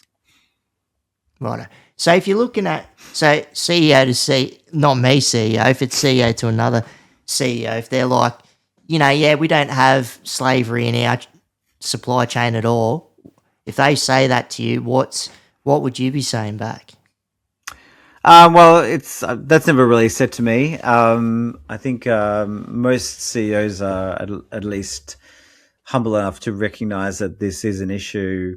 They may not have encountered any cases of slavery, for example, but they know that this is an issue that their company needs to deal with. I mean, they may be simply motivated by the legal mandate. Um, Hopefully, in there, they've also there's ethics that's driving good practice, and they want to, they want to be known as companies that actually operate. They're good actors in the world. They want to be of benefit in their engagement in the market. So I think it's more to do with the case of probably the conversations at times I've had with companies has more to do with um, I suppose at times the relevancy of the legislation and is it actually really achieving anything? I think that's probably a core question at the moment. Um, we've been tracking with this issue now for 5 or 6 years. We've put forward X number of statements. We've improved our policies and our procedures and our mechanisms. We've conducted risk assessments. We've categorized all our suppliers and created a risk profile. We've actually done a certain amount of supplier engagement to actually to verify those risks through through self-reporting, through some auditing scheme. What is the value of that over the long term? Are we actually achieving anything, or is it just what's the purpose of the exercise? And I think there's some good questions there, particularly particularly if we just limit our activities to what we can do to clean up our governance and risk management frameworks, which are not necessarily bad things in and of themselves. I think that's a good thing to do. Some of the companies that we work with have no idea of who they're buying from. So so if they identify, like, whether it's a subby or just some part of that, because they might be so big and then there's a bit of a bit of oversight there. So then if it's one small section of their organisation and it's identified that you've got that forced labour or worse, like, what action should they take? And should they cut the subby off straight away? Like, what should they do? Yeah, so it's not good practice these days. It was a bit of a practice, I think, probably back in the 1990s when it was first exposed. Companies like Nike, for example, were accused of, getting their products made by kids in sweatshops and the like. So I think the question of boycotting is not good practice. That doesn't actually benefit anybody, particularly the workers. Doesn't actually benefit the workers to boycott the factory. So the tenet, I suppose, the spirit of the legislation is around resilient suppliers, supply chains, good practice, promoting good practice, corrective action, giving suppliers time and opportunity, increasing their awareness and their capacity to actually align their business practices with yours. That does take time, and the spirit of the legislation is around giving suppliers time to actually get their ducks lined up, and that depending on where the supplier is and who they are, there can be a lot of work that they need to do, and so who's responsible for that? To what extent should the reporting entity be driving that and resourcing suppliers? What kind of appetite is there to invest in those kind of structures? The market, I think the business opportunities often drive that for smaller players. It's like, well, we do need to kind of get our set of policies up to speed, and we need to get some position statements set up, because if we're going to tender for this business with this government entity, we need to actually be able to demonstrate that we have the right credentials and attributes to actually and the capacity and the we need to be able to answer their questions, and so that is a key driver for suppliers to step up, and we do at times work with smaller players to help them to improve their internal infrastructure, if you like, their operational infrastructure, to make sure that it's on paper they've got the things aren't just all in the head of the founder or the CEO, but actually everyone knows what they've got, good systems in place and good procedures in place. That, I think, overall is actually good practice to begin with. So, yeah, I think it's in terms of the work we do. Yeah, there are the challenges of getting companies to do better, to do more. We do need stronger legislation to drive that. Unfortunately, I would love it if everyone just was just happy to do that from a moral, ethical perspective and just throw themselves in. But that's not how business works. Businesses need incentives. They need key Well, that's what I drivers was going to for ask. change. Yeah, yeah. Well, that's good for change because, how do you bring ethical change in, like if you've got, well, ethical procurement, right, within markets and these days because, just obsessing for cheap things. So how can we balance, Yeah. ethical procurement and how can it ever work when you've got the balance of your bottom line, but where you want things pretty cheap, and they don't always come cheap. So, and now with the war and everything going on and petrol, all of it, it's Yeah, not and so easy. yeah, and so exactly. So it's not just it's not just a question for companies; it's a question for individuals. It's a question for you and I as consumers. Are we prepared? Are we actually, what's our appetite? Are we quite happy to, buy things on the cheap through through marketplaces like Temu and Shein, Oh um, God, right? yeah, So these companies, these platforms, these marketplaces are enormous. Why? Oh, because we're in a state of consumerism where we've gamified consumerism. We're now being a consumer is now a game, and here's an offer if you can. that's true. I've heard of this before. Yeah, Right. yeah, Okay. So it's the gamification yeah. of consumption. So we're not just consuming because we need it. We're consuming because it's entertaining. And so, wow, if I can get 10 friends to buy this product, I'll get a 75% discount. Well, there you go. There's the incentive, and that's how these platforms work. And they work. So I've got kids, and they search up things that they want to buy, and then you can get that from Temu for $10, but on I don't know somewhere else, some other retailer, it's going to be 50. It's like, well, hello, why wouldn't you? Um, So many so people are investing in the Temu Shein and all Right, exactly. this So, stuff, and so it's hard. as consumers and individuals, we have choices, and so it's not just about the companies driving the conversation; it's the individual consumers. And so we have then some really good tools out there that come out on an annual basis. There's ethical fashion guides. There's the chocolate scorecard that's produced every year, usually just before Easter, which is timely. Helping people to identify how they can actually make more ethical, conscious decisions and be conscious consumers. How they can engage with their brands, their favorite brands, to actually ask them what they're doing, and there are brands out there that just are quite happy to not be doing anything. There are brands which I find quite in this age of increased awareness who are quite happy to not have anything sustainable about them. Are quite proud about it, quite noisy about it, and then marketing to young people to their products. It's like, well, hang on. So that's interesting. That's an interesting dynamic because we're often told that young people are more likely to be drivers of change in terms of ethical and sustainable products, and yet we have a lot of brands targeting young people who it's not about ethics or sustainability. It's about what looks trending and what's hot and what's Yeah, they got want them. now, and what looks Yeah, the exactly. best. Yeah.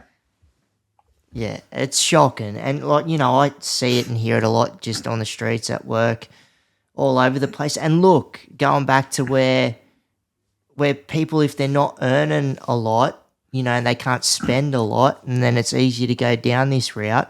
Sometimes the ethics and whatever's going on in another nation doesn't come into play because they're worried about the next jacket that they're going to have for winter.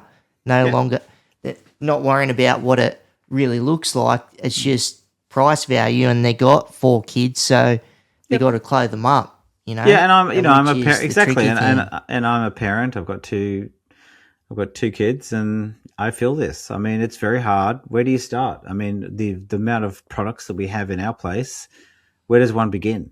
To actually make, it's a full-time job. It's actually a full-time job to Yep. to actually to vet every single product. If you were to vet every single product that you were to buy, right, Oh, God. that's a lot of effort and energy, both not just from the perspective of human rights, but from the perspective of what is environmentally sustainable. Okay, Yeah. so there's a lot of factors to consider, and it's not an easy process. So there's your wardrobe, there's your pantry, there's what your gardening tools and fertilizers and all sorts of things, all sorts of purchases that we make, cleaning products, the like, that we need to actually to verify. And well, you have to start. Yes, we do need to start somewhere, but we can't expect just the government and No. big business to actually drive the change. We as consumers need to exercise our agency and be drivers of the change as well. Yeah, but who's making the spreadsheet for that at home? Good luck. No. Maybe, well, maybe this is where AI comes in. So AI might go through That is true. if you were to have a smart, I don't know, a smart pantry or a smart fridge, AI can That is true. go through your fridge and go, now these products, well, at least you can at least reduce waste. I think that is one of the key issues that people can start with. Don't buy more than you need to, because the volume of food waste is incredible. Be prepared to encourage your big supermarkets to not throw out half of their produce, and reject half the produce from suppliers because it doesn't look right. That the oranges and the apples and are not a particular shape, and a particular color. So that's an issue. And then think about how you at the end of use. So recycling and things like that, and recognizing where things end up. And so it's about not just thinking about what you're buying, but it's also how you're disposing and what could be repurposed and reused and all those kind of questions. Yeah, look, and going back into some of my community, right? Obviously, dealing working in a lot of the disability community. So if you're looking at, look, have you seen much exploitation in general? And you're looking at people with disability, and you got and a lot of people that are usually cognitive, intellectual, psychosocial disabilities would be like, "Yep, I'll sign this, no worries," because got certain individuals that might not understand things, and they'll sign up and just jump in and have a crack and not really forecast the repercussions. Have you come across many people getting exploited this way? Have I? No, not actually particularly, but I would assume that it does happen. So I'm not just from. It's not an area especially for me, but I having watched some documentaries and particularly the Royal Commission, some of the Royal Commissions that have occurred into the treatment of and the mistreatment. It doesn't surprise me that it happens, and I believe that it does. So I do actually believe that people with disabilities, with mobility issues, for example, are actually, in many ways taken advantage of. Yeah. In many ways, you see it. And I've personally seen it overseas when I've been in countries like Southeast Asia or places like that, where they get forced into certain opportunities because of their disabilities. Well, Or, certainly, and certainly that yeah. and you hear of people like of even, of really bad cases where people are being given acquired disabilities and put on the streets, so that's a whole nother ball game of people getting exploited. But and we're sheltered from a lot of that. That's happening in all sorts of different other countries, but not really here. But this stuff does happen. But back here at home, like Jonathan Steele, John the Senator, he's brought this up in a podcast where he had a chat about ages ago, but he's brought it up in other means, and it was one of the recommendations under what had the Royal Commission to do with disability and people getting exploited and taken advantage of, and where you've got ADEs like Australian Disability Enterprises and they're everywhere. So and usually big, factory setups, and where individuals with disability, where, they can be working for 6 hours, 5 days a week, and they're not getting paid accordingly. Like, it can Right. be cash in hand. This is still happening, or very, very minimal payment. So it's almost like, how do we dress this up? Like, how do we distinguish what's exploitation or not? So, because you got these people that are doing meaningful work, getting in and having a crack, but they're still on the DSP. Yep. Like when you're talking about the disability pension. But they're going home and they're looking at, if it's their partner, their brother, their other family member, other people in the community, and they're looking at what they can afford, and they're going to work and doing X, Y, and Z, but then other people are going and working. And look, it's good that they got these environments, but where do we draw the line here? So where does that, are we taking advantage of these people? Like, and it's all known through the disability community and through the Royal Commission, the NDIS, the NDIA, the NDIS Quality and Safeguards Commission, because they've got to give these guys the accreditation to operate. So what's going on? That's a very good question, and it's obviously the issues have been raised, but it's a question of how, and I think that's a whole question for the NDIS scheme to begin with, because I think the costs of the NDIS and the allegations where there are lots of rogue traders, people actually just accessing funds, but actually have not really being of benefit to anybody. It is disappointing that there is a lack of governance and vetting of different organisations to actually make sure that those who actually need the support are actually receiving the support and the level of support that they actually require, and that those who actually are actually just treating it as a gravy train and as bad actors need to actually be delisted. So it's not. It's unfortunately, Jack, it's not an area of my specialty. But as I said before, I'm not surprised, given there was a Royal Commission to begin with,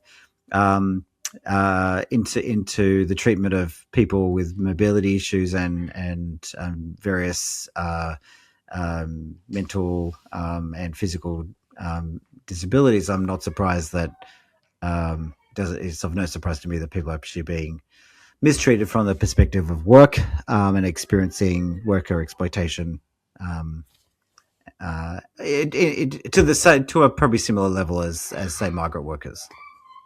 Yeah, because I just want to get your thoughts on it, and it'd be good to, like, off camera, there's some other things that I might be able to float to you or talk to you about I think would be interest, and some that I've got some other individuals involved with that's very much in line with what you do, and and how the work that you could do could benefit other organisations and people throughout the nation that are very, very vulnerable. And the thing is, you've got your I'm a registered provider, but you've got your other registered providers that do take advantage of individuals. But what you said with a lot of the bad actors, and the main thing is vetting, because with not a lot of the non-registered providers, you don't have to be vetted. You can have an ABN and you can go and work with someone with a high complex disability, have no experience. You got no experience working with these individuals. You got no qualifications. You can just work through the front door and just Bob's your uncle. But in our case, to work with people with high complex disabilities of certain areas, we've got to have a registered nurse on board to eat before we even walk through the front door, and we should, because of the accountability that comes into it when you're dealing with vulnerable individuals, whether they've got a physical disability or intellectual, complex mental cognitive disabilities. It's very, very important. So just going in regards to your organisation, is there anything that's on the horizon as such, or whether it's got to do with what you're working with government or things that you're exposing or working with private entities? And is it all Australian based, or is there stuff that you're working, because you know you got expertise overseas? So are you working overseas and here, or is it just home based now, or what's going on? Sure. Well, in terms of the corporate engagement kind of work that we do, most of those companies are actually either in Australia and New Zealand. Some of them are multinationals, so we're also helping them to align with standards overseas. For as long as I've been doing Unchained, I've also been part of what is called the Freedom Business Alliance, which is a global movement of social enterprises known as freedom businesses, with a particular focus on providing meaningful employment and vocational training for survivors of trafficking, often coming out of issues of forced sex work. So I've been part of that. I'm on in terms of advisory board work and consultation. I'm currently working with a cohort of Indonesian social enterprises based in both Java and Bali, the islands of Java and Bali, Yep. to actually help them to improve their governance, their risk management, their impact measurement kind of work, and strengthen their organizations. So that's a consultation coaching piece that I'm currently working on. I'm also currently working with a cohort of investors and key stakeholders to work out how we can actually grow the social enterprise movement in Southeast Asia. It's quite strong here in Australia, but to grow that and actually see that as a channel, because ultimately, if we're not developing centers of wellness and healing, as well as centers of economic opportunity for survivors and people at risk, then we're actually not offering them anything. If we say we don't want you to work in this area of exploitation, it's not good for you. But if What can you do? But if we're going to bring them out of that under whatever rubric of rescue you want to put around that, and rescue language is problematic at times. What does rescue really mean, and what does freedom mean? So, okay, I've released you from this area of exploitation. You're free. Well, how am I free? You've taken away my livelihood, however poor and miserable that may have been. Then? So if we're not actually offering opportunities, economic opportunities for them to actually either gain transferable marketable skills, we're not actually providing them with a living wage and business. No, I'm saying if you are doing this is awesome. Yeah. Right. If we're not actually exposing them, and they may not necessarily all want to go down an entrepreneurial route of creating their own businesses, but they might actually just want to have maybe at some point be introduced to a big company and actually become an employee. And there are pathways to emerging and developing on that front. But if we're not actually doing that and creating centers of economic empowerment, then we're not actually helping anybody. So that's my heart as my focus. That is my beyond compliance focus. So yes, I'm doing. That's awesome. My core of my work is around compliance, because that's where the money is in terms of business. But actually, my passion and the vision of Unchained is actually to actually help companies to see the potential through, say, a CSR program, to actually engage with social enterprises who are actually working with underserved communities, including survivors of trafficking and exploitation, to actually then help them to actually step into their own freedom, because I can't make anybody free. I can't empower anybody. I can create the conditions, and I can hold the space, and I can support others who are holding the space for people to discover their own sense of freedom, but I can't free anybody, and I can't empower anybody. That is something more personal to every individual. So, but we can create the conditions. We can create opportunities for people to explore training and capacity building and capability building to actually build their own financial wealth, which is healing in and of itself, and enabling them to be free agents, who can then also do likewise for their own community, their own family, their own networks. So that's my passion. That's the level of what I'm working on. So I work supporting the Freedom Business Alliance primarily overseas, and actually working to see how we can bring the investors into this, particularly those who want to do impact investing, to really build up this area of the market. And that's awesome. Is there anything in the middle, or if it's ongoing to help aid what you're doing there? I'm just thinking of if it's any sort of clinical expertise in regards to. I'm just thinking of people that have got. Because I've seen it in the news, and like I know there's a bit of research in that. Did you do research or working around like where people have been sexually when you got sexual exploitation in general? Like, because I know a lot of that's gone on in Australia, and like the trauma that would, because I've heard of people, yeah, well, you'll have this fabulous life over here and yada yada. You can go to uni, work here, do that. They come here, like from Southeast Asia, and it's bang, you're going straight into brothels as sex workers, and like all the trauma that would come about that, and then trying to extract people out of it. And yeah, it'd be good to get them in other lines of work, but the trauma that would carry from that too, like that'd be pretty hard. But did you do work in and around that sector? I did. Well, my research in Spain was around looking at the male demand for sexual services, which gives rise to issues of trafficking, for example. So people being trafficked into different forms of sex work, either on the streets or in brothels, or even in the production of pornography, for example. So, because that's another area where people get exploited. So that was the most work I've done since returning to Australia. We shifted our focus from that area into a bigger category of issues of forced labour and child labour. In terms of exploitation, I think there is recognition within the industry in different levels that exploitation might occur. There are certainly survivors who are coming forth saying, yes, I was actually just coerced and forced into this, and I had a pimp controlling my movements and my livelihood.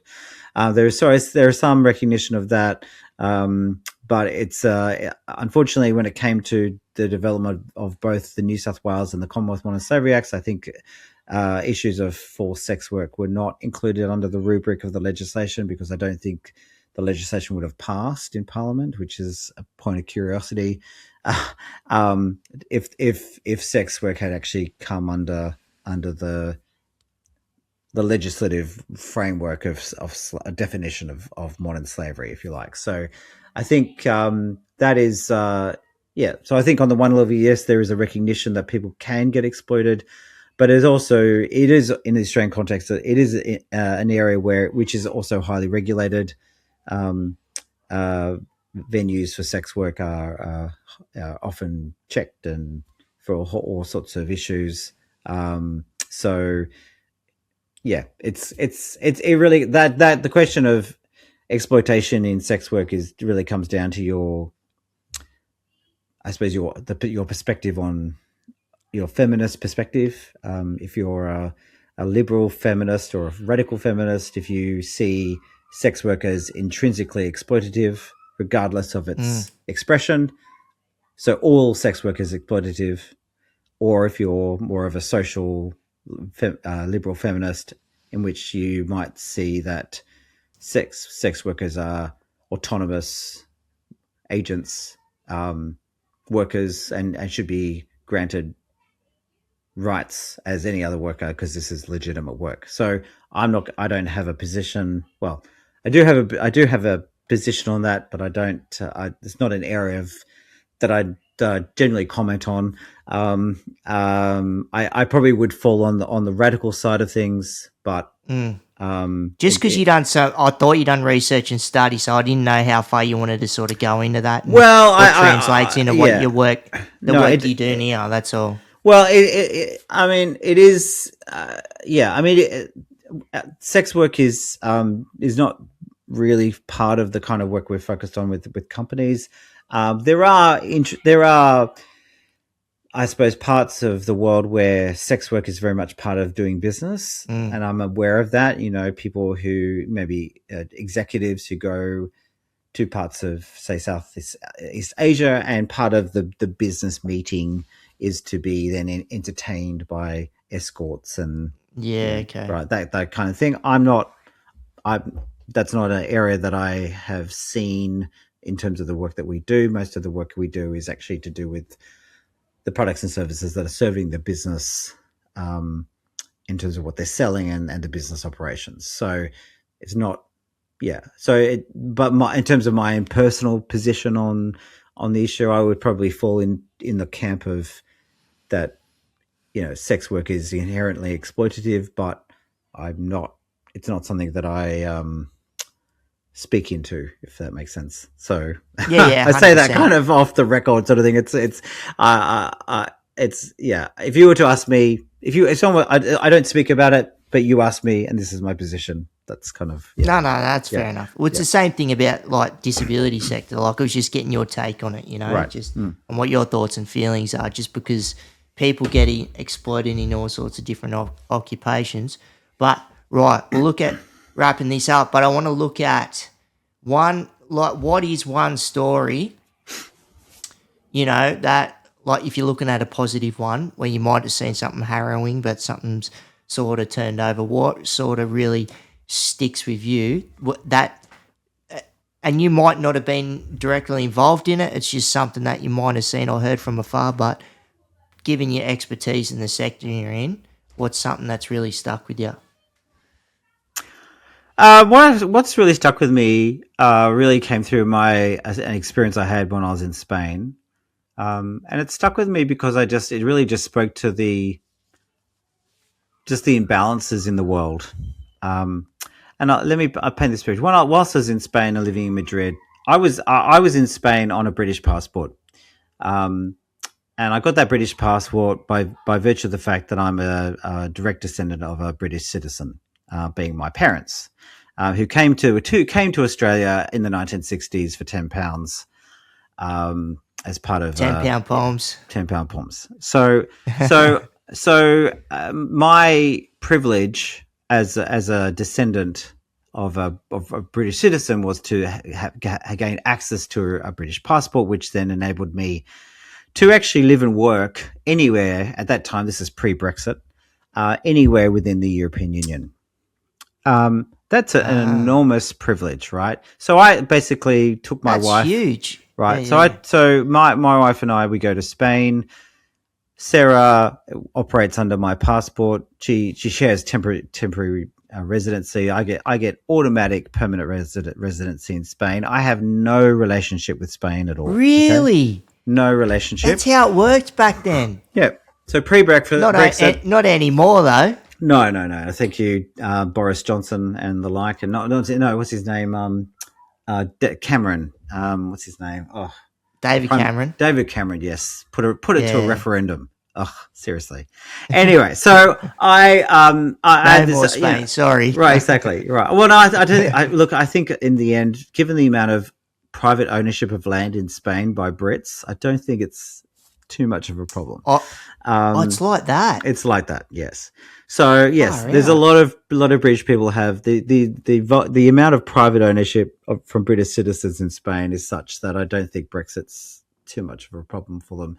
So anyway, I go to Spain as an Australian citizen with a British passport as well, by descent, and arrive in Spain. I get permanent residency on an application. I get a worker's permit. I get free healthcare. I get unemployment benefits if I need them. Right. What a cheeky loophole. Wow, what a loophole, right? So this is in contrast to a man that I met called Pablo, who's from the Congo, Brazzaville, so not the DRC, but the other Congo. He's there on a political assignment. He's an asylum seeker, a political assignment. He's basically he had to escape his country. He had to leave his wife and children. His wife actually eventually left him. So he's in Spain on a political asylum. He's only on temporary residency. Oh no, sorry. It took him 7 years to get temporary residency. Okay, took him 7 years to get from that status of 10 years. of asylum to get Far out. right. 7 years to get temporary residency. He was He was restricted within the city limits of Madrid. He lived not too far from me, and we became friends. He was basically he'd be asked on a daily basis for papers by the police. So hounded by the police on a daily basis. He was a trained mathematician. Because you would have stood out too. Because Right. I assume that he would have had dark colour skin too. Well, he was black African. So Yeah. here I am. I'm an Australian with a British passport, white Anglo-Saxon, automatically deemed middle class because Spain is a very class society. I don't get any questions at all ever. Everyone assumes that I'm just a good person, right? You're right. Here is Pablo from Asylum Seeker for Africa, who's immediately under suspicion. A trained maths teacher, but has to actually work in the market and get up at 3:00 in the morning to get the market set up at €3 an hour. Okay, so this That's is insane. this store. This we were. Because you're coming over, you're seeing your own privilege, and then you seeing poor old mate. Like, right. So this for me just spoke volumes. Like, how is it we live in a world where we're both arrived in this country called Spain? I'm here on a free ticket, right? By virtue of my birth, I can do whatever I like. I'm free. I can do whatever I like. I could live in Spain. I could live in Portugal. I could live in France, Germany, Austria, Italy, you name it. I could move there in a flash and get my life set up. Now, obviously there's, economic issues that I would need to contend with in terms of etc. But literally, basically speaking, I don't have to prove anything. Here we have another man who rocks up under duress, threat of being killed if he goes home, hounded by police and exploited in the process because he's not free and he's actually vulnerable. That's the world we live in. That is the world we live in. That image has stuck with me all this time, and it's been 10 years. Less than 10 years ago. That is the injustice and the inequality.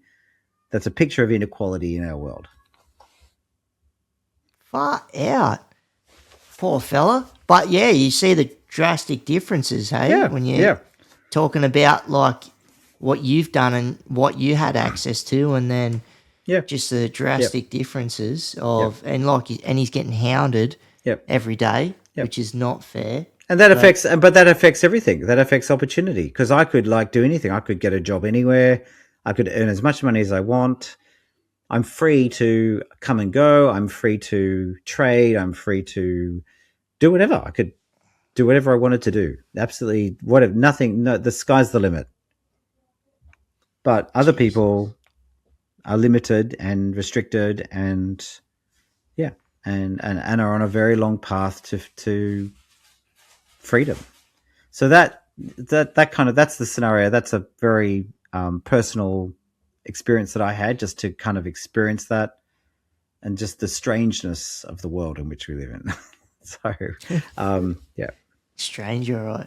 No, I really appreciate that, and thanks for lending that close story. That's very important, and I think that'll it does shine light to what happens in the world, and and it's not to, and it's also everything that you've talked about today is important as well, like really showcasing what does happen in our own backyard, but it's it's realizing what happens abroad here, and just trying to formulate the best way forward, because you want to draw strengths from everywhere because you've got different approaches to different situations. So, and is there anything else that you want to talk about in regards to what your company or what yourself's doing now, or if you just simply want to leave some sage advice aside for us, Dr. Stephen Morse? Well, some sage advice. Well, I think I think life lived well, I think, is a life that's actually conscious. We make conscious choices, and that real purpose. I know purpose is a word that's thrown around quite loosely, and it bugs me when people talk about purpose and then just live completely hedonistic lifestyles as though that's a sense of purpose. So I think for me, there's a lot to be gained through living consciously, to be thinking, how can we live and be of benefit to people in the world, not just to live for ourselves, to not just expect this is someone else's issue. I think we all have a responsibility as citizens, not just citizens of Australia or wherever, but see ourselves as global citizens in a very small world, and that we do have a role to play. And I think part of the challenge of life is to find what that is and how we can actually be of true benefit and make a real contribution, not in a flash in the pan kind of TikTok, Instagram impact piece where we sort of drop bomb something sensational, but actually to work out how we can leave a legacy and be of true influence, like real influence, for the benefit of other people. And whatever place that doesn't have to be in my space, that could be in your space, and to focus and to really focus on that, and to do that well. I think not to try and do everything, but to do a few things or one thing well. And if we all did that, if we all lived a little bit more consciously and tried to actually do something well, which is of benefit to another person, I think we would live in a completely different world. Dr. Stephen Morse, really appreciate you coming on the podcast and looking forward to the great work that you're doing in the community and maybe abroad. Well, no, yes, you are doing abroad, because I know you're working with other organisations internationally. So good luck with all of that. Very important. And hopefully, it just keeps on helping a lot of vulnerable people in various communities, because, there's a lot of people that are getting exploited and taken advantage of. And it's good that we've got people like you in the corner and making just people realise what's going on. So thanks for coming on the podcast. Thanks, Jake. It's great to be interviewed by you, and I really appreciate hearing a little bit about your background, your story, and what you're involved in. And so thank you for what you're doing to contribute to making the world a better place, and the areas that you're focused on. And I really appreciate your questions and the insights that you've made and what you've drawn out today. It's been great. Awesome. Thank you. Yeah, solid yarn, eh? Dr. Stephen Morse. And just tapping into his expertise in modern slavery. See what's going on in Australia, people getting taken advantage of.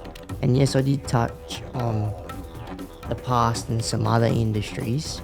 And even though it's not fully his expertise, it's good just having a yarn about it, Just highlighting a few things. That's what this podcast is all about. Free flowing, having a yarn, having a chat, whether we know all things or not. And I really appreciate his time. Solid fella, doing solid work. So if you like the podcast, hit that subscribe or follow button. And we've also got a Patreon page. The link is within the description. So if you want to roll with the squad and become a patron, that'd be great. And if you want to get in contact with me, you can get me via Instagram at streetrollandcheetah, or email, one word, streetrollandcheetah@gmail.com. Got a Facebook page, Keep Rolling with Jake Briggs. I'm on LinkedIn, Jake Briggs, so check it out. I want to thank our sponsors, Culture Connects, a disability service provider registered in all states and territories, predominantly operating up and down the east coast of Australia.